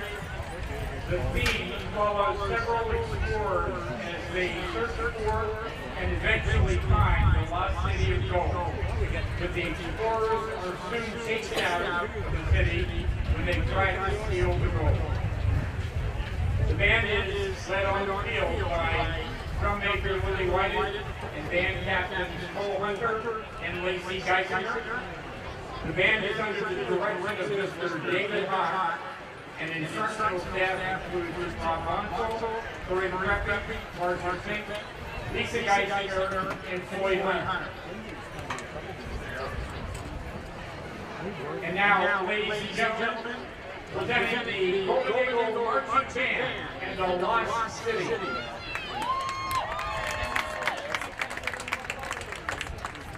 Last week they had one.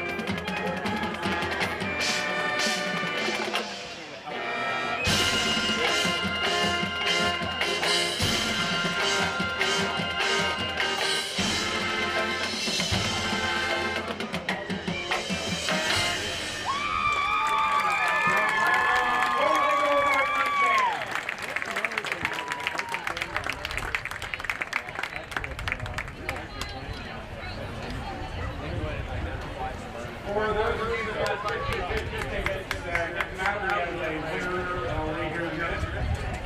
In the meantime, on halftime scores, Huntington leading. Almost still got it. I'm the same way. Can't lift my legs high. Thank you. Huntington leading Central 13-6. Bellwood, Indiana City, Guilfoyle 16-0. Clearfield leading Penn Valley 26-13. And Chestnut leading Central Cambria 19-9. For those that bought 50-50 tickets, the winner is a yellow ticket, and the number is 303889. Again, 303889, and it is worth $440. If you have that ticket, take it down to the football booster concession stand, and they'll give you the yellow ticket, 303889. The football booster For 12, 40 yards and an interception.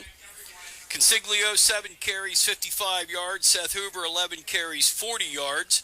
Tyrone was 74 yards rushing. Guilfoyle, 69. Tyrone total yardage, 114. Bishop Guilfoyle's total yardage is 221. And some other interesting statistics. Ashton Walk has now 1,168 yards passing, 11 TDs, 9 interceptions. And, you know, he was coming in, he was 89 completions and 151 attempts. Another interesting fact, in scoring offense, Bishop Guilfoyle has been averaging 34 points a game. So they're at 21 right now at halftime. And Tyrone has been averaging 25 points a game. In scoring defense, Bishop Guilfoyle here, we can find him on the list here. Yeah, there they are. They've scored 51 points, and that gives them a 10.2 average. And Tyrone has given up 127 points, so they're giving up 25.4 points a game. So there's your statistics and everything. And John, both teams are coming back out on the field. Everybody's getting loosened up and stretched, and I'm telling you, Chuck, the one that surprised me out of the stats that we saw was Central is trailing. That surprised me. Central is losing right now, 13-7. I think Huntington was beating them. And that would be really an upset because Huntington hasn't won a game this year yet. They're wearing the collar. Huntington's 13-6 over Central. That was a surprise. Some of the other games that are surprises right now, Bellefonte leading Baldwin area 14-6. That's almost like the Tyrone Bellwood game. Yep, that's the backyard brawl up there. You never know who's going to win that one. You could go 0-9 in that 10th. It used to be the 10th week game, Baldwin area and Bellefonte. And one team could be 0-9 and the other team favored by 25, and you still had a slobber knocker by the time it was done. And next week we'll be going to Huntington.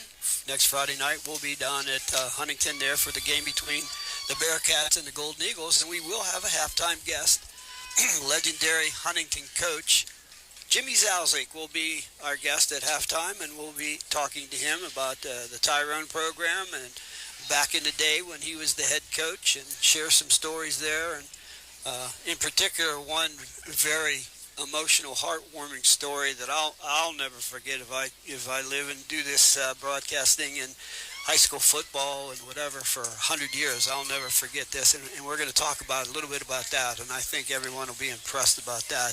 Jimmy had such a love for the game and still does. And one thing with Jim that what a lot of people forget, Jim Zalzik was an assistant coach on Tyrone's first district football championship team. And I'll tell you another quick story. I was a head JV coach for a while there too. We went down to play Huntington in a JV game, and the referees came across, and a gentleman stuck out his hand to me. He was an older man. Stuck out his hand and said, "I'm your head official tonight. My name's Jim Zalzik." And I looked at him and I said, "Jim Zalzik, do you know Coach Jimmy Zalzik?" And he said, "It's my son." And I looked at Tom Miller, who is my assistant coach, bless his heart. And I looked at Tom and I said, after he turned around and walked away, I said, "Yeah, do you think we might want to get back on the bus right now?" The one thing, Jim Zalzik, one of the nicest guys you ever run into. Colorful character. Always a good time whenever you're with Jim Zowsing. Oh, You yeah. do not go with Jim Zowsing and not have a good time. He's a fun trip, so looking forward to that interview. We're getting ready to line up for the second half kickoff. Bishop Guilfoyle leads Tyrone 21-7. Dante Novak getting ready to tee it up at the 40, kicking into the wind here in the third quarter, which it looks like it died down a little bit. Yeah, the flags are barely moving, so he's got a shot. Guilfoyle has number 18 back deep. That is Hamilton Gates. And number 3, Braden Riley. Dante Novak ready to kick off. The Golden Eagles to kick the second half. Kicks it deep. One of those sideways spinners. Gates takes it at the 12. Gets the ball up to about the 29. So in reality, that's a win because you want to keep them inside the 30 on the kickoff. So that's good return, but it gets to the 29. 1st and 10, Bishop Guilfoyle, as we get the second half underway. Let's give Austin Lucas a nice job there. He didn't make the complete tackle, but he spun the returner around, and 2 other Tyrone Golden Eagles caught up and put him down. So nice job on that special teams play by Lucas. 46, Lestucky in the back, Consiglio in the backfield. 42, takes the pitch. Good play by number 6 for the Golden Eagles. Ashton Amy stops him for a 1-yard gain, which is one of the shortest runs Guilfoyle's had all night because number 42, Taurine Consiglio has basically had his way whenever he's gotten the ball. And give Austin Lucas another nice job. He didn't make the tackle there, but he had the ankles there and caused Consiglio to jump a little bit, breaking his momentum, and that's where the hit came in. Second down, 9. Kissel in the gun. Hands it, 42. Again on the stop. Ball's out. Looks like Tyrone might get it. This could be... There looks like some fighting on the bottom. Tyrone came out of it with the ball. Tyrone with the ball. So it's going to be a 18. 1st down and 10. Number 10, Mason Amy with the recovery. Or are they calling him down? They're talking. I didn't get near the light that time, so it wasn't me. They're calling him down. Calling him down. Oh, my. Wow. So instead of Tyrone taking the ball over to 33, it's going to be 3rd down and 6. Coach Franco's standing there, hands on hips. He just can't believe the call. I mean, the guy was still moving forward. He was still up. I'm sure we're going to get a text from our rules interpreter out in Redlands, California. All right, get your replay going. Whistle's blowing now. The official's not even in place, and the other officials are ready to let them snap the ball. Be 3rd down and 5, ball at the 34. So Chase Kissel's going to be in the gun. That's the one thing we've been talking about. Other teams have fumbled, but we just haven't been able to capitalize. We had the ball. Yeah, we had the ball. Here we go. Quick slant. Behind him, incomplete. Intended for number 3, Braden Riley. One thing Kissel's done tonight, Chuck, a lot of his balls have been behind receivers. Yeah. He doesn't want to. He wants them to hold up in the open window, and they keep drifting. There he was drifting, and when he went to try to stop, the wet grass helped him because he slid and couldn't get back around to catch the ball. So Tyrone did what they had to do, is not allow a long drive for another score. It's the first 3 and out of the day, too. Guilfoyle punts. Eli Woomer, fair catch at the 33.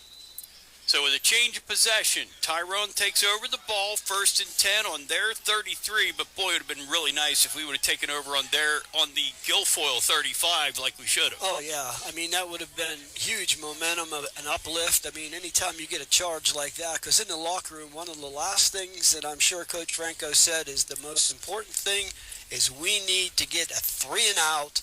We need to stop them. We need to take the ball over and we need to get down the field and put points on the board. If they do that, not only are they right back in the game, but psychologically they're back in the game too. Last time Tyrone had the ball, a nice 60-yard drive. So here we go. Twins left, Twins right. Motion. Handoff. Seth Hoover cuts up the middle. Big hole. Breaks free, gets down to about the 49, and there's no late hit on that one. Oh, my. Seth Hoover's trying to get up and gets taken out again. That's going to be a gain of 20.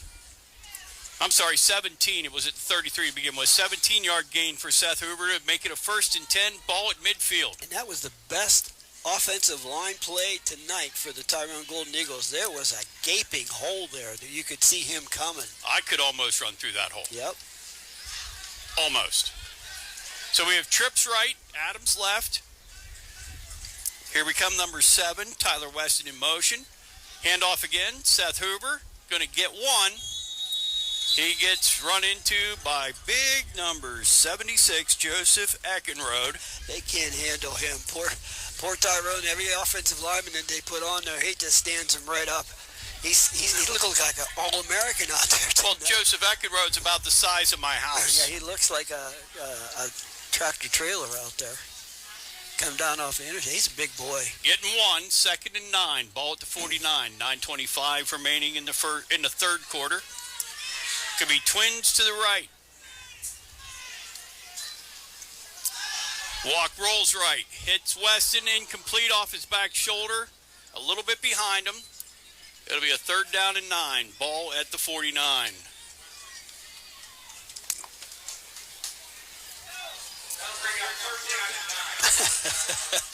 Well, we got our interpretation. We got our interpretation. Rules interpreter from out in California. He says, oh, boy. Bad call. Ball was way out. 3rd and 9. Ball at the 49. Trips right. Adams left. Walk. He's going to get sacked. Oh, he throws it away. He's out of the pocket, so they're going to call it an incomplete pass. He threw it past the line of scrimmage. So it'll turn into a 4th and 9, ball at the 49, and Coach Franco's going to send in the punt team and hopefully put Guilfoyle deep in their own territory. That was an interesting. The first thing I was thinking of was, where's their black shirt out there? Well, it was as long as he was out of the pocket. They rolled him out of the pocket, and he threw it past the line of scrimmage, so he was good. So Dante Novak back to punt. Gets a snap. Good punt. He's going to put it out of bounds right around the 10. Let's see where he goes. Then again, the way this guy's called it, we're probably at the 32. About the 11. No, he's going to call it the 16. 16. So that's a 33-yard punt. No return, so Guilfoyle will take over inside their own 20. Now here's where everyone in a black jersey wants to think turnover, turnover, turnover. Either a pick, a fumble recovery, get the ball in the red zone. And Tyrone had one last time, and even our rules interpreter in California watched the replay and said, boy, that ball was out, but can't cry over spilt milk. Nope. 9:02 remaining third quarter. Guilfoyle leads 21-7. Case Kissel in the gun, all by himself. Twin wings to the right. Twin receivers to the left. Motion right. Gates faked the handoff. Kissel's going to come on his own, and he's down at the 15. And the big adjustment that the Tyrone Golden Eagles made at halftime is they got away from that 3-down lineman. They're playing right now with 5. Loss of 2, so it'll be a 2nd down and 12. Ball inside the 15. They're mixing it up a little bit, but for the majority of the time, if they're guessing run, they're going with 5-down linemen. And that's helping them shore up those holes that they were getting just blistered on in the first half. Now this is a passing down, so they're back to their 4. Split receivers. Gates again takes the inside handoff. On the sweep to the left, there's a flag, and he runs out of bounds for looks like a 4-yard loss. And that flag looks like in the area of holding or procedure, so we'll see what the penalty is. I think that's the first penalty on Guilfoyle all night. Yep. And it'll be interesting because if that's not a dead ball foul and that play counts, decline the penalty and take, it's an illegal procedure call. So I'd take the down because it's only going to be 2 more yards. Yeah, I'd take the down too. Make them decline the penalty. They're still looking, the coach. He finally said decline. Yeah, that would be the smart thing to do. It's going to be a 2-yard loss for Gates on the sweep. Good job by the defense where number 10 for Tyrone, Mason Amy, helped string it out along with the linebackers. And now it's going to be 3rd and 11. So 3rd and 13 now. 13, and they're going to have the stick disadvantage now.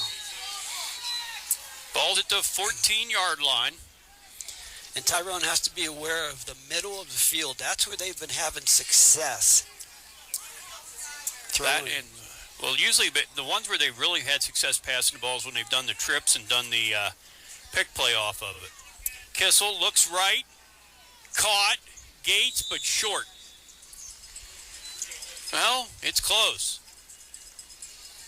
They're giving it to him. They're saying it's a 12-yard gain, so he gets it to the 37. Wow. I thought he went down at the 25. They got him marked at the 27. It was pretty much an uncontested play there, the defensive back. He had lots of room to catch that pass. First down. Eli Wimmer did give him some room.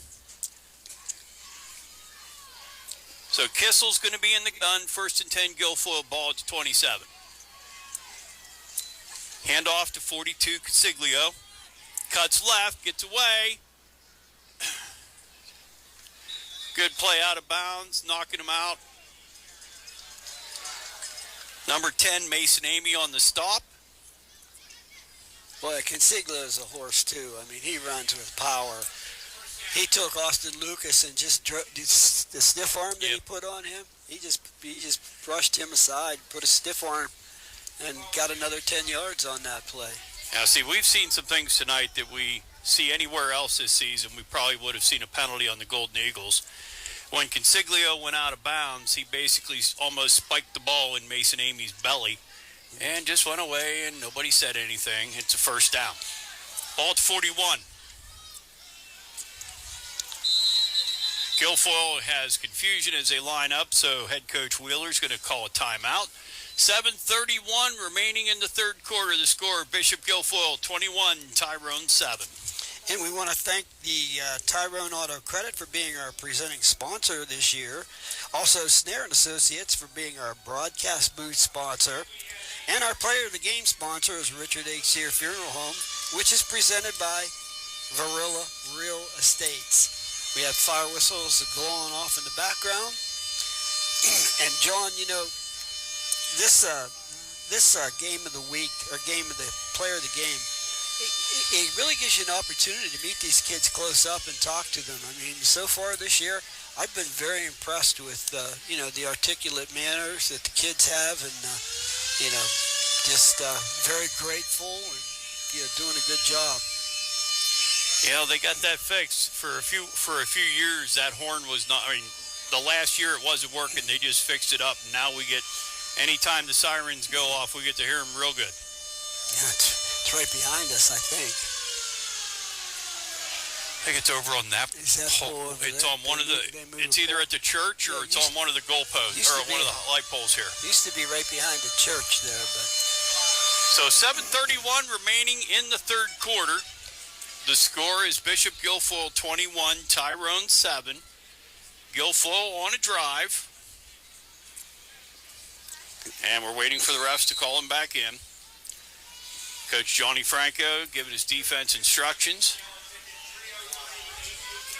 The Tyrone is kind of getting a lesson in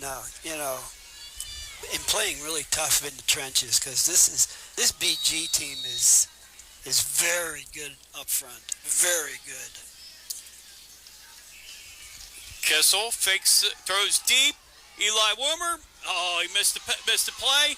Caught by Gates, and he's going to go 59 yards for the touchdown. Eli Woomer is mad at himself. He had it and misjudged the jump, and it wound up going to number 19, Hamilton, or number 18, Hamilton Gates for a touchdown. So he has 2 rushing, 1 receiving to make the score 27-7 in favor of Bishop Guilfoyle with 7:19 in the third quarter, and Guilfoyle coming up for the extra point. And this one's going to be number 6, Kachotti.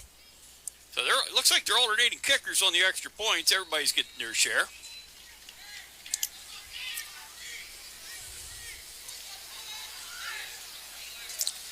And the one thing, Chuck, whenever you're saying about Tyrone learning about high snap, drop, Kachotti looks left, throws, incomplete. Good play by number 10, Mason Amy, because whenever the snap was dropped, the kicker picked it up, went to throw it, and Mason Amy was right there on the tight end who was flaring out whenever he saw the bad play. So the no good extra point keeps the score at Bishop Guilfoyle 27, Tyrone 7. But as you were saying, Chuck, with the line play where Tyrone is learning about what it's like to face a big line, you think about it, we are 3 left tackles down. Oh, yeah. I mean, it's tough when you're playing with some younger kids too. Even some of the starters were sophomores and juniors. But I was watching this last series. When you look at when they were down there, like right in front of us here, if you look down Tyrone's offensive line or defensive line, and then look comparably down, it looked like a small college team playing a high school team. I mean, that's the difference in the size. That's a big difference. And Coach Franco mentioned that. He said, we're little. And he wasn't, trust me, he was not exaggerating. This is one of the smallest Tyrone teams I've ever seen. Well, Coach Franco's, 5'6", 5'7", maybe 5'8" if he's lucky. If he put his big shoes on. If he's real lucky. He's up to 5'8" on his big shoes. Each year he's getting a little shorter. And he said, if I'm looking our linemen right eye to eye, we're in trouble. Yep. And most of his line, he's looking eye to eye whenever he's telling him what's going on. And it's starting to rain again, so I'm going to pull this shut a little bit. Yeah, make sure we don't get the equipment messed up. 7:19 in the third quarter. Guilfoyle ready to kick off. Tyrone folks are all standing up, putting their rain gear on. They're not leaving. Kicks it. Eli Wimmer takes it on a bounce. I'm sorry, Dante Novak takes it on a bounce. 20. Gets hit, there's a flag, and boy, that ref has a good arm with the flag. He got it a good 25 yards. It's going to be a holding on Tyrone. Dante Novak took it from the 10 to the 25, 15-yard return, but it's going to be a flag. It's coming back. Let's see what they call that on. Obviously and I know he almost hit him. That was a good throw by the official. I'm telling you, 20-yard throw. They're going to call that, and we don't have a 46 on our roster, but it was going to be on number 46. We do not have that number on our roster. I think it was 45, Dylan 45? Robinson. At our age, Chuck, numbers blur, so. No, numbers blur. What's your name? And here we are. Nice to meet you. I'm Fred. Another penalty, and it's going to hurt because it's going to take them clear back to about the 15-yard line. And that's not where you want to start your Golden Eagles down 20 with 7:11 remaining in the third quarter. 1st and 10, ball at the 15. The Eagles' passing attack has kind of been held in check. Seth Hoover's kind of been the one who's been the workhorse, so Ashton Walk's going to roll right. Looks. Hits. Oh, that should have been a headshot. Oh, man, they didn't call that? Good catch to Trent Adams. And then 18 is even talking crap to Coach Franco. I'll tell you what, oh well. You don't want to say anything. Now they're pointing the scoreboard. Now it's getting a little bit obvious here. It's chippy. They don't want to get too chippy because then we'll start talking about, what's that called, the portals? Well, yeah, they have a lot of NIL money working up there at Guilfoyle, and the portal's doing well. But he actually took his arm, and it was above his head, and just ripped it across the side of the head of Trent Adams. Tyrone calls timeout because they had the play clock running while they were saying, hey, what about the headshot to Trent Adams?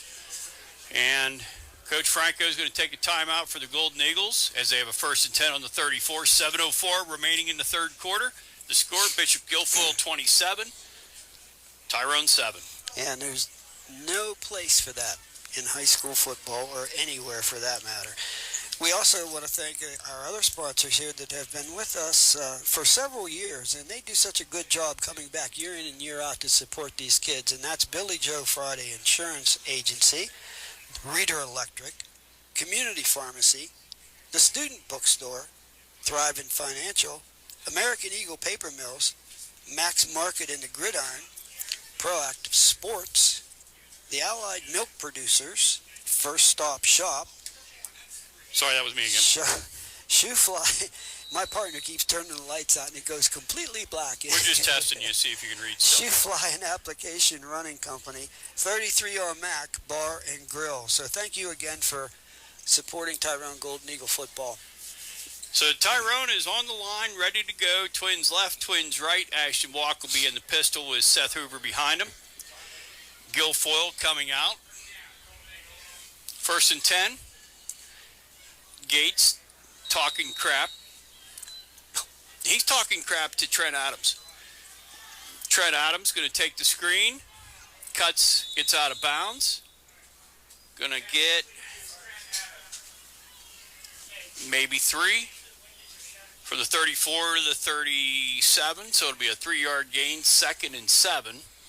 And again, short, quick passes are been successful here. 6:55 and counting. Gold Eagles huddle up, down 20. Big play here. You don't have to get all 6, but you got to get something to get you short to that stick. Walk again. Hits Adams. Gets to about the 44. Now they're going to get to the 45. They're going to give him a first down. I wonder how much of this is Trent Adams saying, just give me the ball, let me... Yeah. Being a Guilfoyle transfer down to Tyrone this year. And 18 is flying up there. You know, he made a nice tackle there that time. They didn't throw a forearm, but he made a nice tackle. And the way it's looking right now, if Trent Adams, they might use that to do a hitch and go deep, because 18's flying. When Adams comes out of his break and turns, he's flying up there. Trips right, Adams left. He throws, hits Eli Woomer. It's going to be about an 8. Going to get about 8. Hit the middle receiver in the trips. And it must be getting slippery out there. If you notice Trent Adams, when he went to make his cut, he just slipped right down and went into a seating position. That mist has just been steady most of the night. It's been a few moments of dry, but you've got a solid mist coming down. It's not like it's a real rain or a shower. It's just one of them annoying mists. It's just with the wind, so it looks like it's raining harder. Twins left, Adams to the right. Walk, hands off Seth Hoover, cuts right side. He's going to get close to it. Referee looks like he might give it to him. He should have it. Official on the far side's posted him right on the 45-yard line of BG. It should be a first down.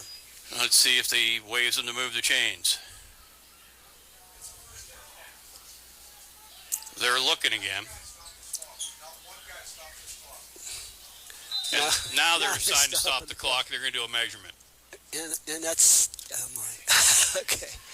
They waited to let it run 15 seconds before they decided to even think about doing a measurement. So I don't know what's going on here. So we're going to see what this is. I personally, from my advantage, when we're clear across the other side of the field, he has it by the nose of the football.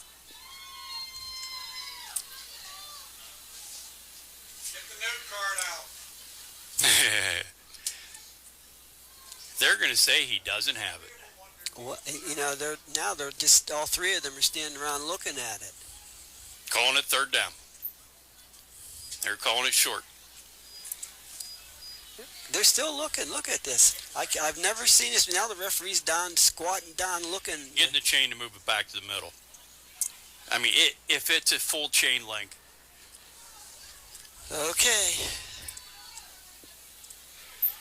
It looked like he had to get to the 45 for the first down, and the ball was spotted there, but the ball's still in the 45. So just a nose, I guess. They brought it off the 45. It's going to be third down. Big play for Tyrone. You know, they gotta. I think everybody in the stadium is probably thinking that Seth Hoover might be getting this ball.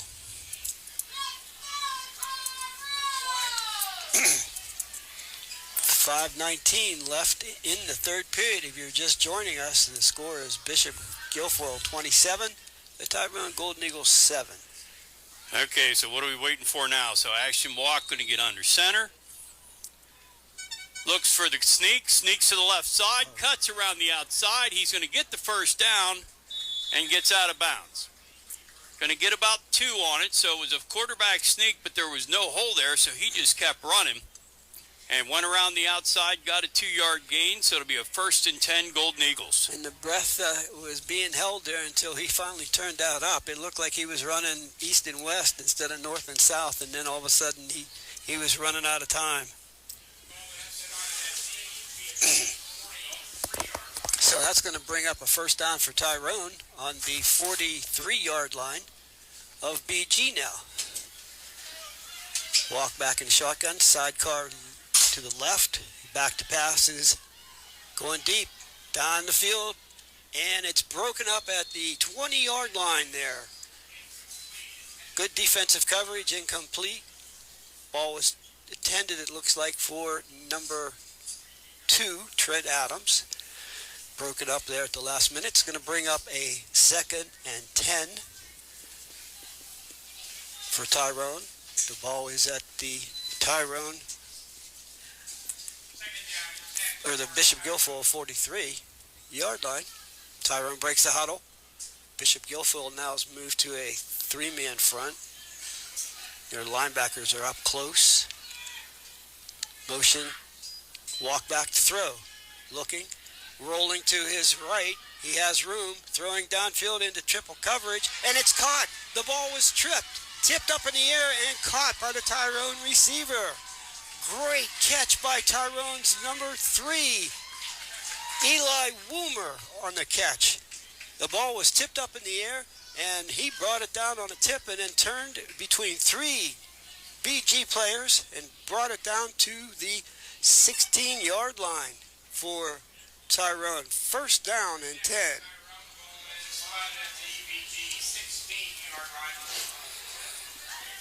Tyrone's coming out now with trips to the left. Sidecar right, left. Walk, back to throw. Looking. He's going to take off with it up the middle. He's going to get some yardage. He's down to the 10. Still going. And he is tackled high but brought down, and they're going to spot him about the 5-yard line. And that should be enough for another first down for Tyrone. It'll be 1st and goal for the Tyrone Golden Eagles at the Bishop Guilfoyle 5. 11-yard gain by Ashton Walk. In the pocket, stepped up, saw the opening, took off, and got that important first down on the 5-yard line. 1st and goal, Golden Eagles. 4:26 remaining in the third period. Tyrone now, handoff to number 11, Seth Hoover, and he's not going to go anywhere. He's going to lose yardage on that play. He's going to lose about 2 yards. They're going to put it back to the 7.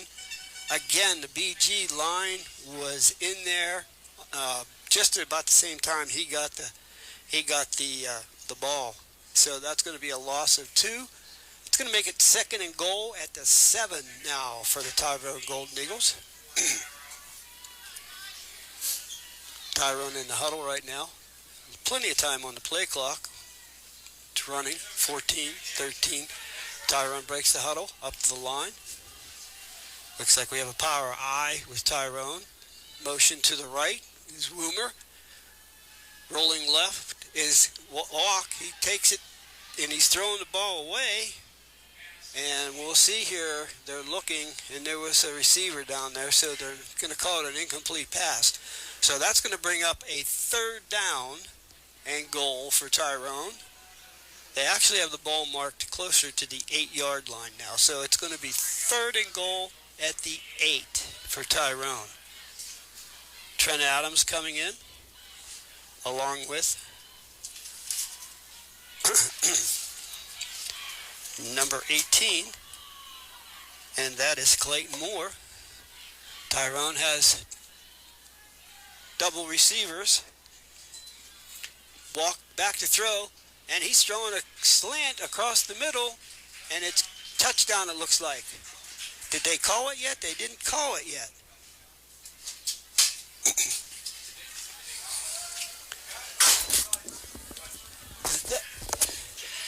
I don't know what the officials are doing here, John. They just... One called it a touchdown, the other... Now they just got... Wow. No official on that field raised their hand until just now, after they moved the ball and everything. Nice drive by the Golden Eagles as they came down. A great... That play to Eli was just unbelievable with the deflection where he wound up catching it, taking it down. Dante Novak to attempt the extra point out of an Eli Wimmer hold. It's up off the upright. No good. Dante dinks one. Turns it into a 27-13 lead in favor of Bishop Guilfoyle. But a good drive by the Golden Eagles. They kept pushing.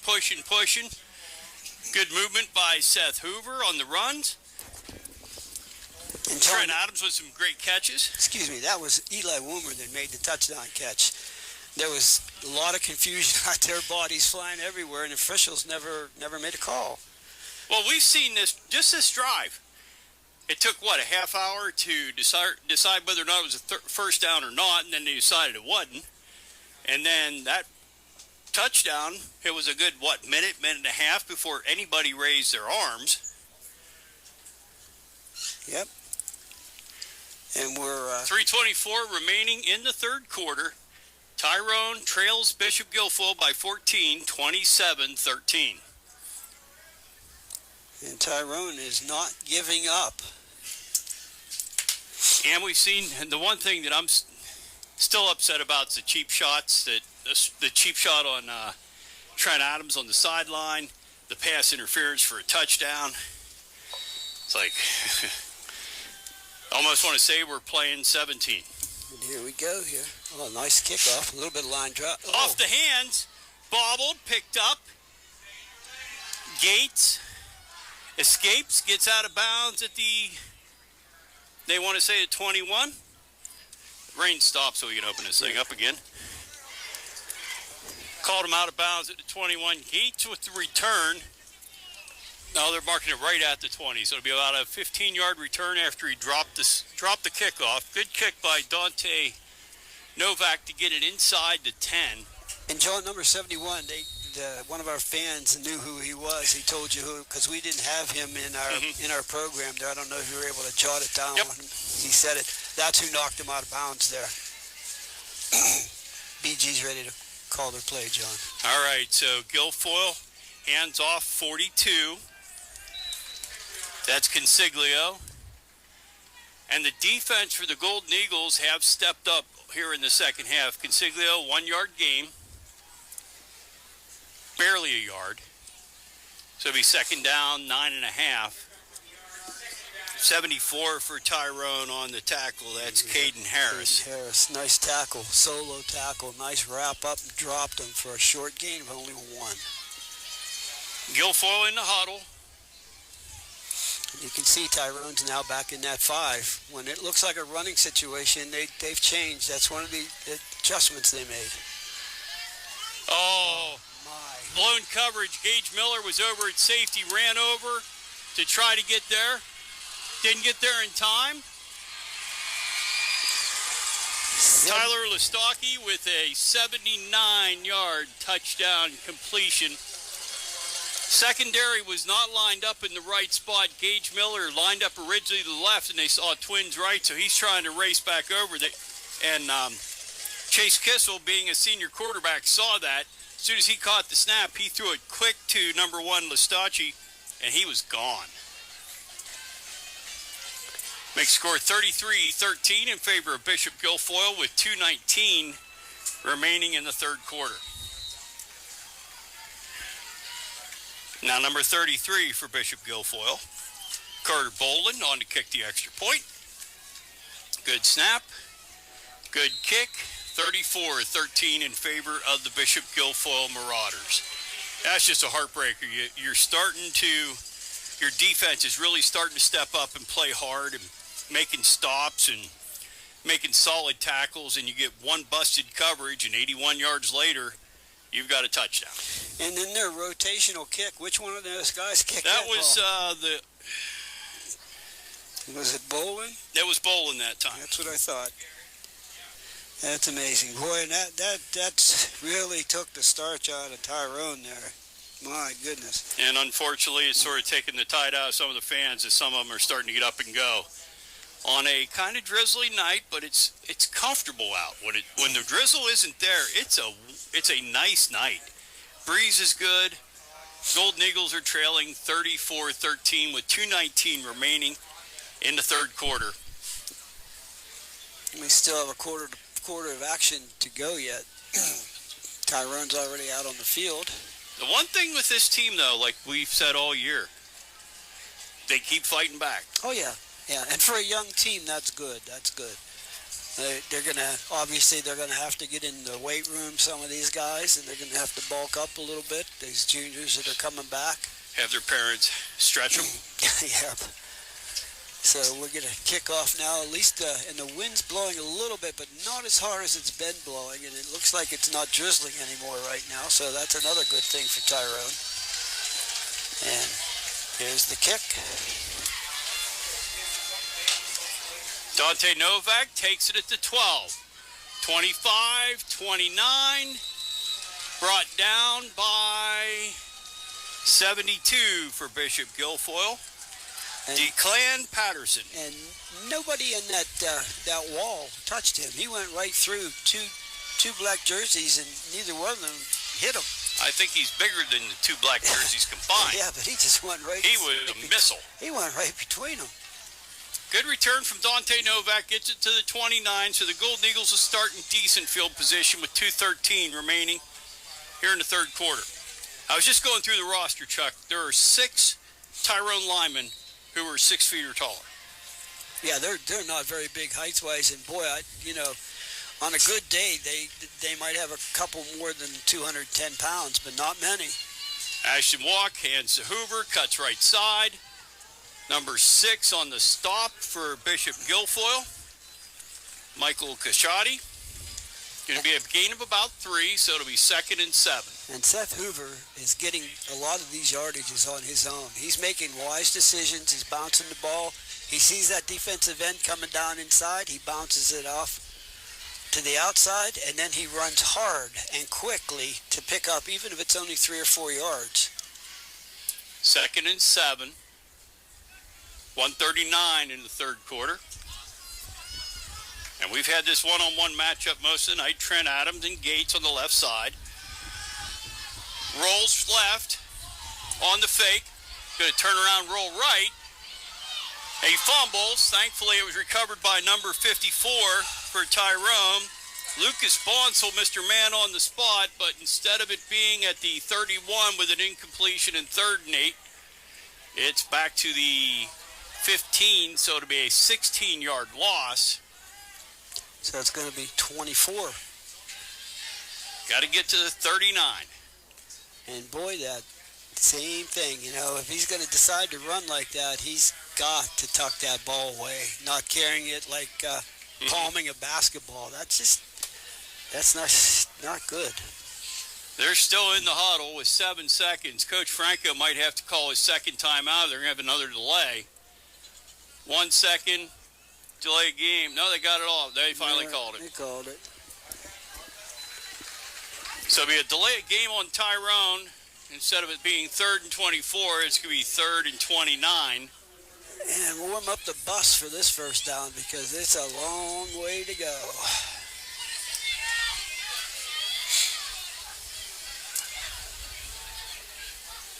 And the Golden Eagles are huddling, but it's one of those ones where it's like the foot shooting. Yep. Either you got to know when to give up on a play. walk in the gun, steps up, gets sacked. Oh, come on. That's crap. No, he's going to be, that's going to stop it. That's going to run the clock out. We're going to go to the fourth quarter. Yep, with the end of the third quarter and Guilfoyle playing chippy. I mean, whenever you have their defensive line the defensive lineman who sacked Ashton Walk decided to kind of give him a little bit of business afterwards. At the end of the third quarter, the score, Bishop Guilfoyle 34, Tyrone 13. From the Snare and Associates broadcast booth, this is Tyrone Golden Eagle Football presented by Tyrone Auto Credit on 96.9 and 100.7 The Train, WTRN. The Richard H. Sear Funeral Home is proud to be a sponsor of local high school sports. They've been proudly serving the Tyrone area since 1854. Their compassionate staff of funeral directors will help your family celebrate the life of your loved one. They provide a variety of services, including traditional funerals and graveside ceremonies, basic and full-service cremation options, grief support, pre-planning, and more. Give them a call at 684-3216 or visit their website at SearFuneralHomeInc.com. Let your local insurance agent, Billy J. Friday, put her experience to work for you. The Billy J. Friday Agency proudly serves Tyrone families and businesses and is ready to review your existing policies or provide a no-obligation quote. Call the Billy J. Friday Agency today, 814-682-7669, to get smarter about your insurance. Again, that's the Billy J. Friday Agency, 814-682-7669. Come for the great rates, stay for the amazing service. The Billy J. Friday Insurance Agency, your local Erie insurance agent. 96.9 and 100.7. The Train. The Train. WTRN. That's not Dante. We are back at Great Veterans Memorial Field. Tyrone going to punt out of their own end zone to start the fourth quarter. And the ball goes off the ground. Low snap. And it goes out of the end zone, so it's going to be a safety for Guilfoyle to make it 36-13. Logan Rumberger on the snap, and he's not the normal center because normally 57. Austin Lucas is normally the long snapper, but Austin Lucas was back in punt formation, so Logan Rumberger snapped, but it was low. It rolled back, and Lucas could not hold it on. Could not make the play, and it rolled out of the end zone for a 2-point safety for Bishop Guilfoyle. And I don't see Dante Novak he might be down getting checked by the trainers, because he took a pretty hard hit on that last kickoff return. Yep, he did. I'm looking down here, and I can't see Trainer Dave, but we can't see if anybody's up against the wall.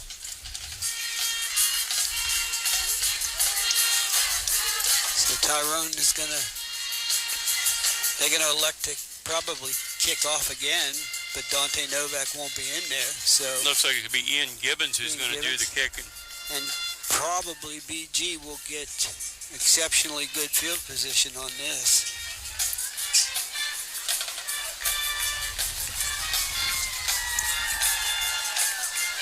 So the referee's getting ready to blow the ball into play. Ian Gibbons will kick it on the free kick. Not a bad kick. He punted it. It rolled, bounced off at the 35, picked up at the 30. Gates with the return. Number 67 on the stop for Tyrone. Kyler Sahoney makes the play for the Golden Eagles. So Guilfoyle will set up shop, 1st and 10, ball on their 48-yard line, leading 36-13 just inside the fourth quarter.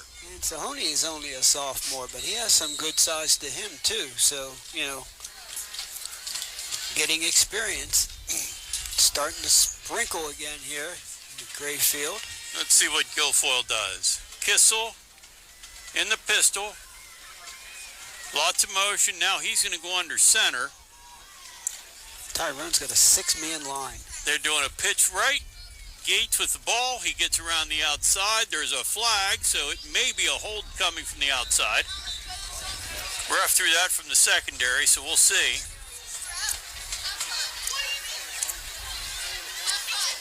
Yeah, it looks like it's going to come back. Would be an 8-yard gain, but there's 2 flags on it, so we'll see which one. Might be 2 different holding calls. Take the one closest to the 50. Spot of the foul. One's flags at the Tyrone 44, the other one's at the Tyrone 49. Yeah, they're already picking up from the 44, so both of them are at the 40. They both saw the same thing, it's just marking it the same spot. So it's going to be holding on Bishop Guilfoyle, so it'll be a 10-yard penalty. From the spot of the foul. And they gave him about 3 or 4 on the gain, so it'll probably be about 1st and 16, 17. Ball's going to be back at the 41, so it'll be 1st and 17. Yep. Not bad for Eagle Eye up here. Not bad. Kissel in the pistol. 42, Casiglio behind him. And the play clock's still running. Waiting for the ball. Down to 8. Rolls left. Looks deep. In double coverage. Eli Wimmer slipped, but it's incomplete. Intended for Gates. And Gates almost tried to come up with that. He went up in the air and had one hand on it. Double covered. Eli Wimmer and Gage Miller on the coverage. Wimmer slipped. A lot of slipping going on right now. That must be a lot wetter than we thought it was. Of course, it's been drizzling all night long, and sometimes that's on the very top. It doesn't get down in. I bet the footing's solid once you get your cleats in, but if you don't get your cleats in, you're on a skid pattern. And the receiver always has the advantage because he knows when he's going to plant and go. And the defensive back is... 2nd and 18. And we have a timeout, Tyrone. So with 11:32 remaining in the ball game, Bishop Guilfoyle leads our Tyrone Golden Eagles 36-13. And it's right now, John. It's I don't know what Phillipsburg's doing, but I think they had to play. I'm not sure who they had to play. Was it Clearfield, or did they play Clearfield last week? They played Clearfield last week. Yeah, again, I don't think Belladonna. So Belladonna should be able to take care of 28-0 right now. Yeah, so and it's a final. They're not going to close the gap on Tyrone, and I'm not sure what Penn Cambria is doing. If you could search your little magic phone there. Penn Cambria is kicking the crap out of Westmont 43-14. So Penn Cambria will end up getting as we go into District 6 this week, Penn Cambria would be the number 3 seed, and Tyrone would slide to number 4 seed, more than likely, obviously. And Central has now jumped ahead of Huntington 22-20. That's a surprising game there. Belfont still leads Baldwin area 21-12 in the 4th. And Huntington is Tyrone's next opponent next Friday evening. We'll be traveling down there to Huntington, take on the Bearcats. Okay, timeout's complete. Kissel in the gun, Twins left, Twins right.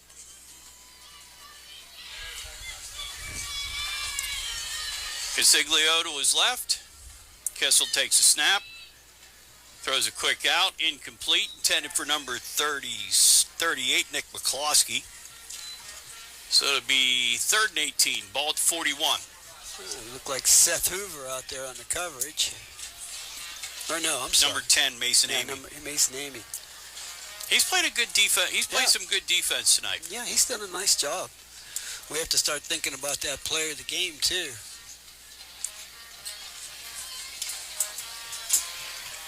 Clock is stopped. 3rd and 18, 11:28 remaining. Guilfoyle with trips right, Twins left. They're still wobbling around. Kissel, empty backfield. Throws the slant underneath, caught. Automatically tackled by number 10, Mason Amy. Mason Amy, right Good on. Good defense, going to stop him, make it 4th and about 7 at the Tyrone 48. And I would look for them probably to go for it here. I'd be surprised if they punted. They're lining up as an offense, so Kissel in the gun. Twins left, Twins right. Kissel trying to draw him off. Offside, yeah. And there is a flag. Who's the flag on? It's on. Could be a motion on Bishop Guilfoyle. I think it's because he was head and shoulders up and down with the call instead of. I think they're going to call that on the quarterback for a illegal procedure.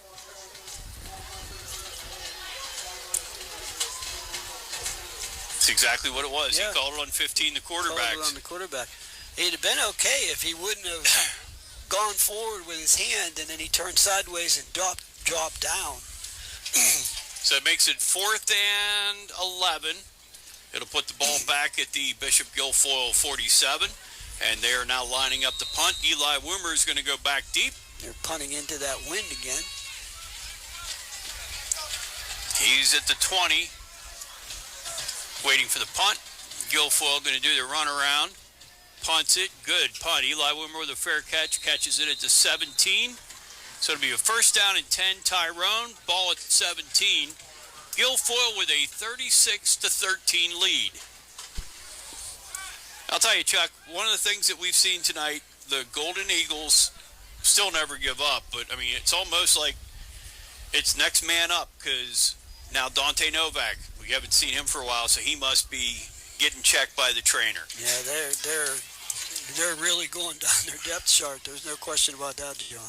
Well, we said last week whenever Eli Wimmer was out, Trent Adams was down, Ashton Walk brought him back within one play with his 3rd, 4th, 5th, 6th, and 7th receivers on the ball. Right. Fakes a handoff to Hoover, rolls right.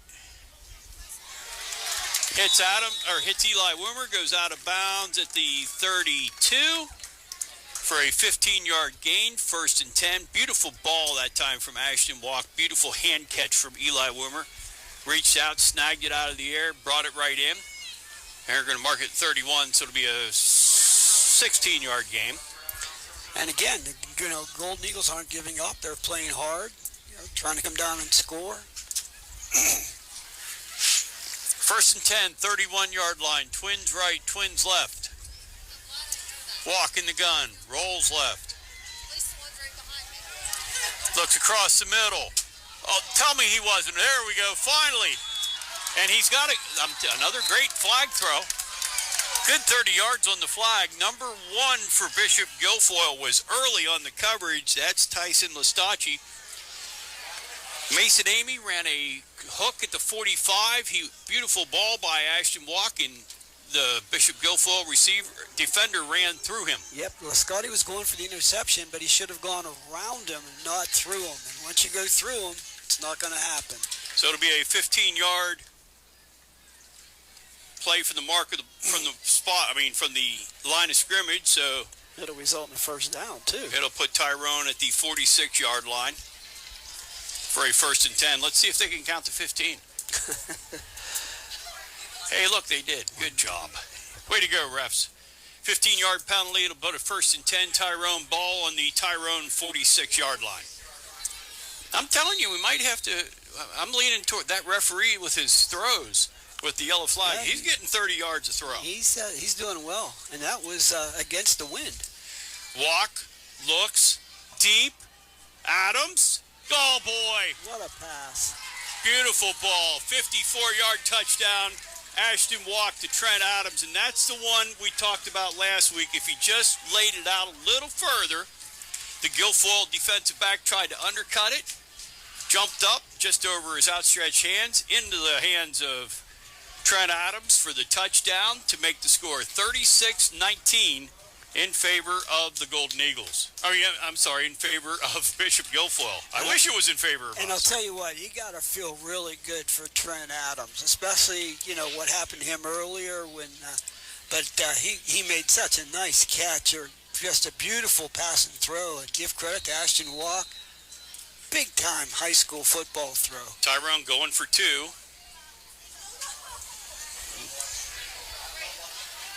Trips right. Adams by himself on the left. Walk, throws back. Caught. Adams, touchdown. Excellent.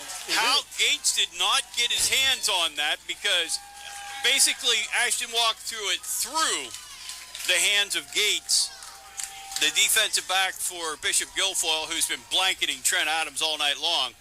But what a play. Roll right, throw all the way back across the field left, and it goes right through the hands of Gates and into the hands of Trent Adams for the 2-point conversion to make the score. Bishop Guilfoyle 36, Tyrone 21. And that was a huge, nice 2 plays for Trent Adams. He'll remember that for a long time. A little bit of bragging rights there. And one more time, let's talk about this special thing that we have for our listeners, and you'll be excited again. Join our sister station, 96.1 Hank FM, each Thursday from 7 to 8 p.m. for the High School Football Coaches Show, broadcast live from 33 on Mac Bar and Grill in Altoona. Each week, Dave Shannon and referee Rich DeLeo welcome 2 coaches. They talk about the excitement of their program and their upcoming matchup. So catch the High School Football Coaches Show live from 33 on Mac Bar and Grill, Thursday nights from 7 to 8 on our sister station, 96.1 Hank FM. I'll tell you that you could not have asked for a prettier ball than that touchdown pass from Ashton Walk. That's highlight. That'll be highlight for when some colleges may come calling, obviously. Part of his highlight film. He has well over 1,200 yards now passing on the year. Well, let's see. That was number 82 with the kick.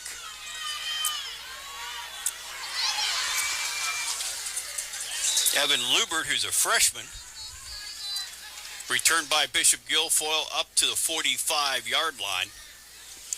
And I'll give you a number here in a second. He's coming off. It's it's Austin Lucas again. Number 57 coming off here. That's 67. Tyler Stoney. The sophomore. Look, nice tackle. 101. Open field tackle. Freshman kicker, Iman Lubert. So it'll be 1st and 10, Guilfoyle 47-yard line, just over 10 minutes left in the ballgame. Guilfoyle leads by 15, 36-21.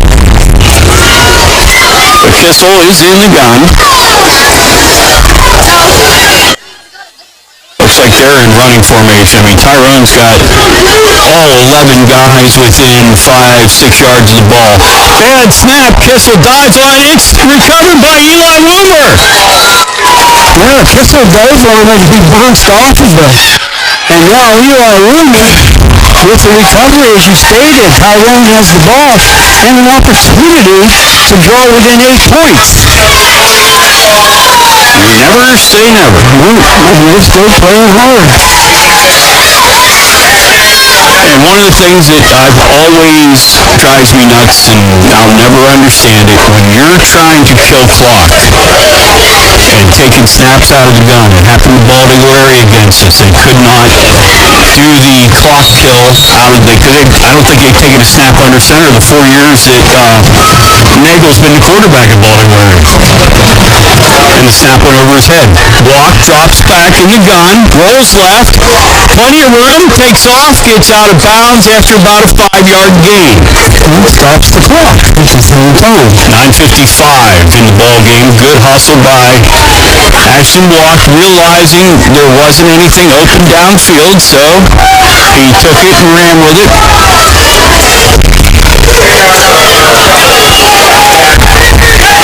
Marshall Martin comes off. Tyler Weston runs in. Plenty of time on the play clock. Again, 12 seconds. Walk under center, I formation. Twins left. Reverse. Eli Woomer on the reverse. Cuts back. Gets down to about the 26-yard line. That looks like it's going to be a first down. Good call on the reverse. Gets a 9-yard gain when they needed 2nd and 8. So it'll be a first down and 10. Tyrone's ball on the 26. A couple nice blocks out in front of there, too, which sprung him on the end.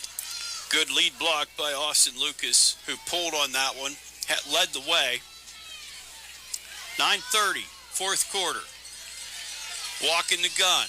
Trips left, looks left, throws Eli Woomer on the hitch. Goes forward, Looks like he's going to get to the 15, gain of 11, maybe 12. It's going to be a first down. Tyrone, ball at the 15 as the Golden Eagles are driving. And they're coming right down the field on him, too. Walk is picking them apart, taking what they're giving them, mixing the run a little bit with the short passing game. So Tyrone comes running in. 16 seconds on the play clock, extra tight end. And what do we got here? Guilfoyle calls a timeout with 8:57 remaining in the ball game. The Golden Eagles still got the fight in them. They're trailing by 15, 36-21. And this is going to be exciting because you figure if Tyrone, they still have one timeout left. Is that right, John? Yeah, they've called two already, so they'll have one timeout left for the remainder of the game. The Tyrone Golden Eagles. BG only has one left. Timeout too. But if Tyrone puts this in, it's a new ball game. It's a brand new ball game still with 8 minutes and 57 seconds left. You know, anything can happen. Which is not bad. And again, because I referred to them a couple times now, it's like watching the Cardiac Kids. They're really looking like you can't ever count them out. You can't relax if you're an opponent, that's for sure, because they're not going to quit. They're going to keep coming back. Oh, in Coach Franco's interview yesterday, the one thing he said, he's like, Guilfoyle's probably the most complete team we've faced so far. And he says, I think we can make a game of it and take them to the end and see what happens. He said almost every game we play is a 50-50 game. We don't have, like in 99, if we would have made a couple mistakes or something, we had the talent to overcome it. This one, sometimes you make that mistake, it just buries you. Walk under center. Looks, throws deep, off the hands of Trent Adams. Number 18, that Gates. Adams had him beaten. Hamilton Gates got his hand on it and tipped it away. Last second. And it went off the fingertips of Trent Adams, so it'll be 2nd and 10, ball in the 14. That's almost like what it seems like here in this short yardage where it's like, okay, we're going to put Trent Adams out there, and they're going to put Gates, and we're going to see who's going to win. That's one-on-one. And so far this year, every time we've seen Trent Adams one-on-one, most of the time he wins that battle. Clock was stopped still. Good for Tyrone. So we got rolling right, walk, looks, throws, back in the middle, hits Eli Woomer, gets down to the 7. So it'll be 3rd down, looks like 3, ball to 7. And that time, instead of it being Trips and Adams by himself, it was twins with Eli Woomer and Adams on the right side. So you had to pick your poison. You go after Eli, you go after Adams. The clock continued to run on that because it remained a live ball. 8:20. Fourth quarter. Bishop Guilfoyle 36, Tyrone 21. Gage Miller. Over in motion, he gets set on the left. Walk in the gun. Looks. Throws it in the middle. Eli Woomer, touchdown! 8-yard touchdown. Action walk to Eli Woomer, who did a quick little he sort of hid behind the line and just sort of popped out and did a drag over the middle to make it Bishop Guilfoyle 36, Tyrone 24. And it looks like they're going to try the 1-point extra point. With freshman Iman Lubert to attempt the extra point. Try to draw it within 8.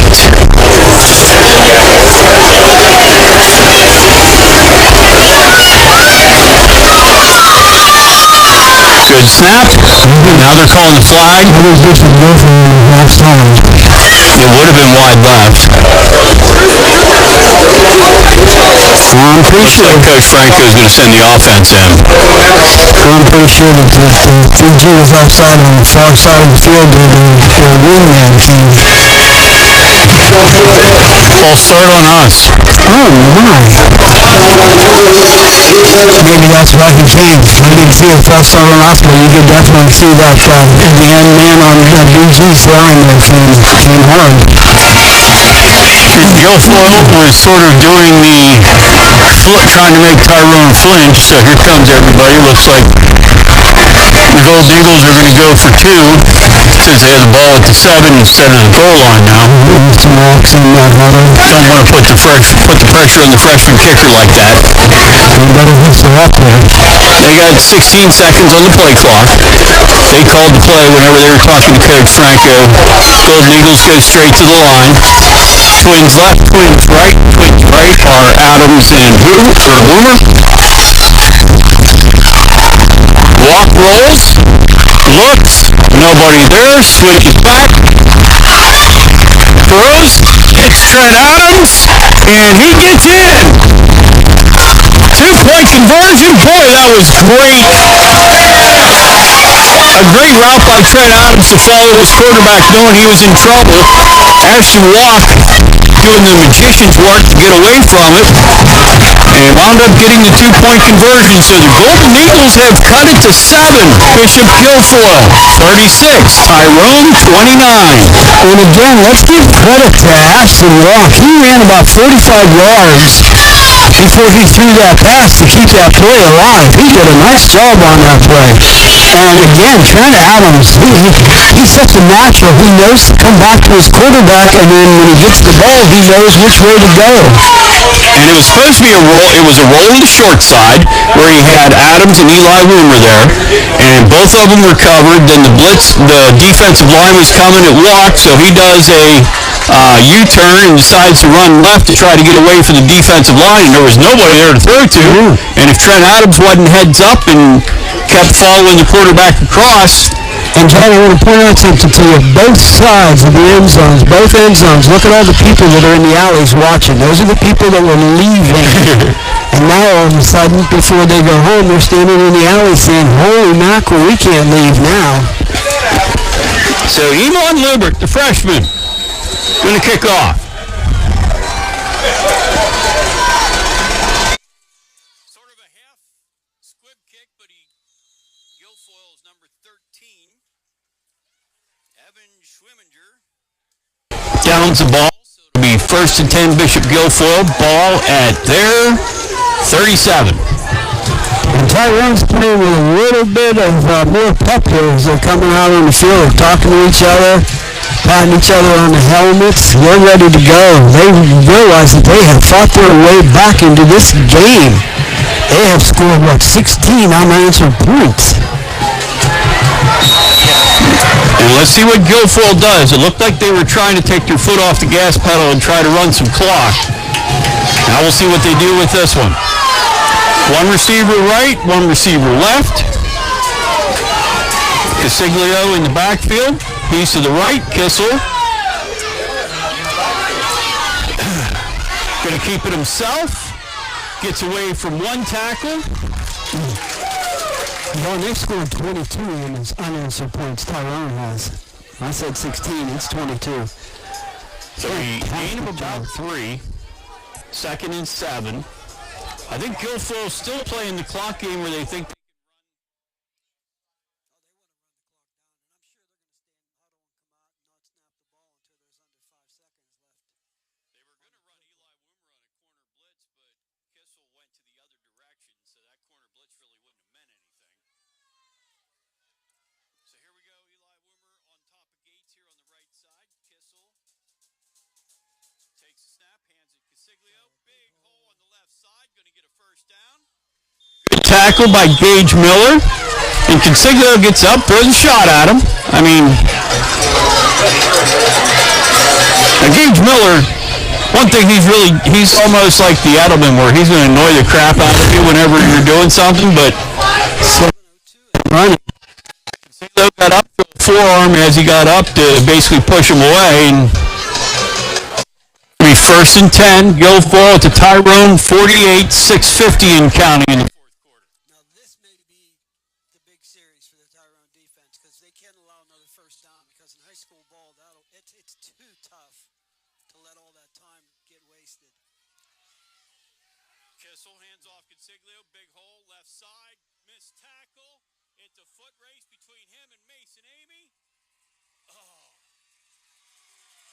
And he didn't get him. So it's was a touchdown for Bishop Guilfoyle. 48 yards. It wasn't Mason Amy who made the diving attempt. It was number 18 for Tyrone. Clayton Moore ran across the field, made a heck of an effort to try to stop the touchdown, but Consiglio with the touchdown run from 48 yards makes the score 42-29. And we're back to number 6, Michael Cacciati on the extra point, as Bishop Guilfoyle has alternated their kickers on the extra points. Low snap, Cacciati gets it up, it's good, and over the net. So the net did not work that time. It was not high enough. So 43-29, Bishop Guilfoyle with 6:26 remaining in the ball game. And that hurt big time, obviously. Consiglio had the exact same play. They ran to the left, they came back and ran it to the right, and they had a hole either side. So that was a hole big enough Gary McGovern could have run through. Both times. I mean, he just, there was no question. And I don't think I've seen Gary McGovern run since 1983. I'm looking, he's only a junior, too. He's a big boy. Tyrone Consiglio. 6 foot 190 as a junior. You get him running and get ahead of steam on him ahead of time. And our linebackers, I mean, they're coming up trying to make a stop. But by the time he gets that head of steam, it's tough to stop him. Stay tuned for the Richard H. Sear Funeral Home Player of the Game presented by Varela Real Estate. John and I will be selecting that player of the game. We'll have the announcement, and in addition to that, we'll have a recap of the scoring of tonight's game. And a look at next week's game at Huntington. I just mentioned that's where we're going to be. And it looks like at this time right now, BG will move to 6-0. And Tyrone is looking at 2-4, but the game's not over yet. The fat lady hasn't sung.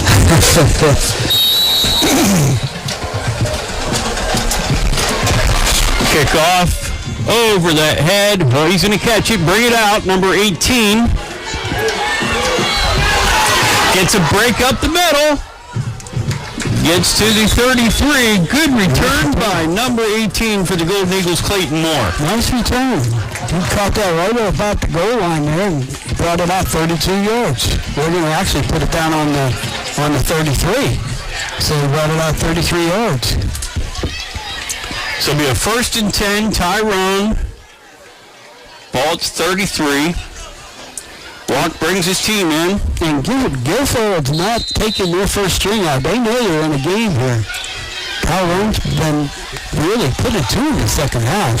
So it's going to be trips left with Clayton Moore, Wimmer, and Adams. Inside, Clayton Moore with the catch. Gain of 5. Consiglio on the stop. 2nd down, 5 for the Golden Eagles. Nice play again to take that 5-yard hitch.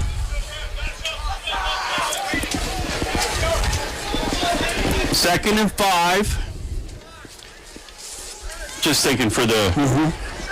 Yeah, that was a good thing. He held on to that ball. Looks like they're calling... It was like 5 minutes after the snap, they're finally going to call a false start.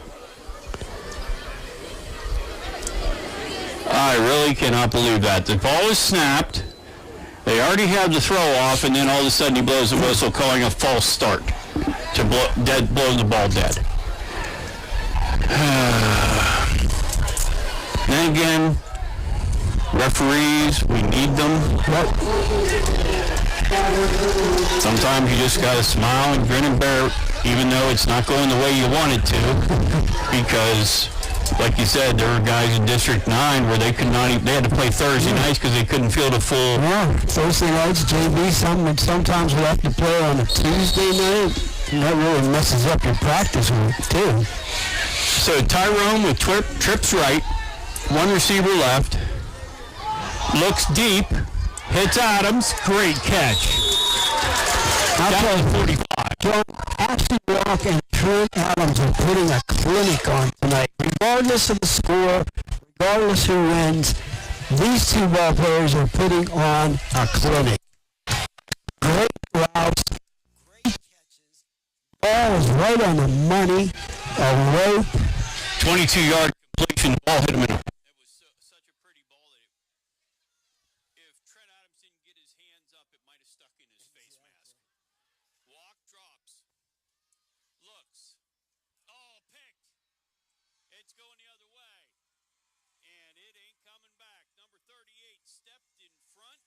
It's about a 50. Of Clayton Moore. It's going to be a 55-yard interception return for a touchdown.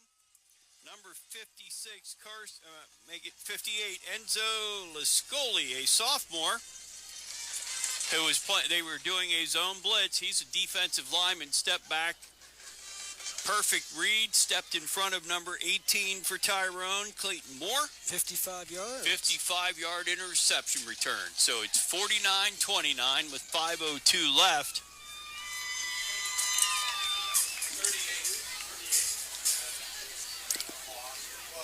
And here we go. It's going to be number 33, the other kicker for Bishop Guilfoyle, Carter Boland. Awaiting the snap to put the extra point up. And it is good.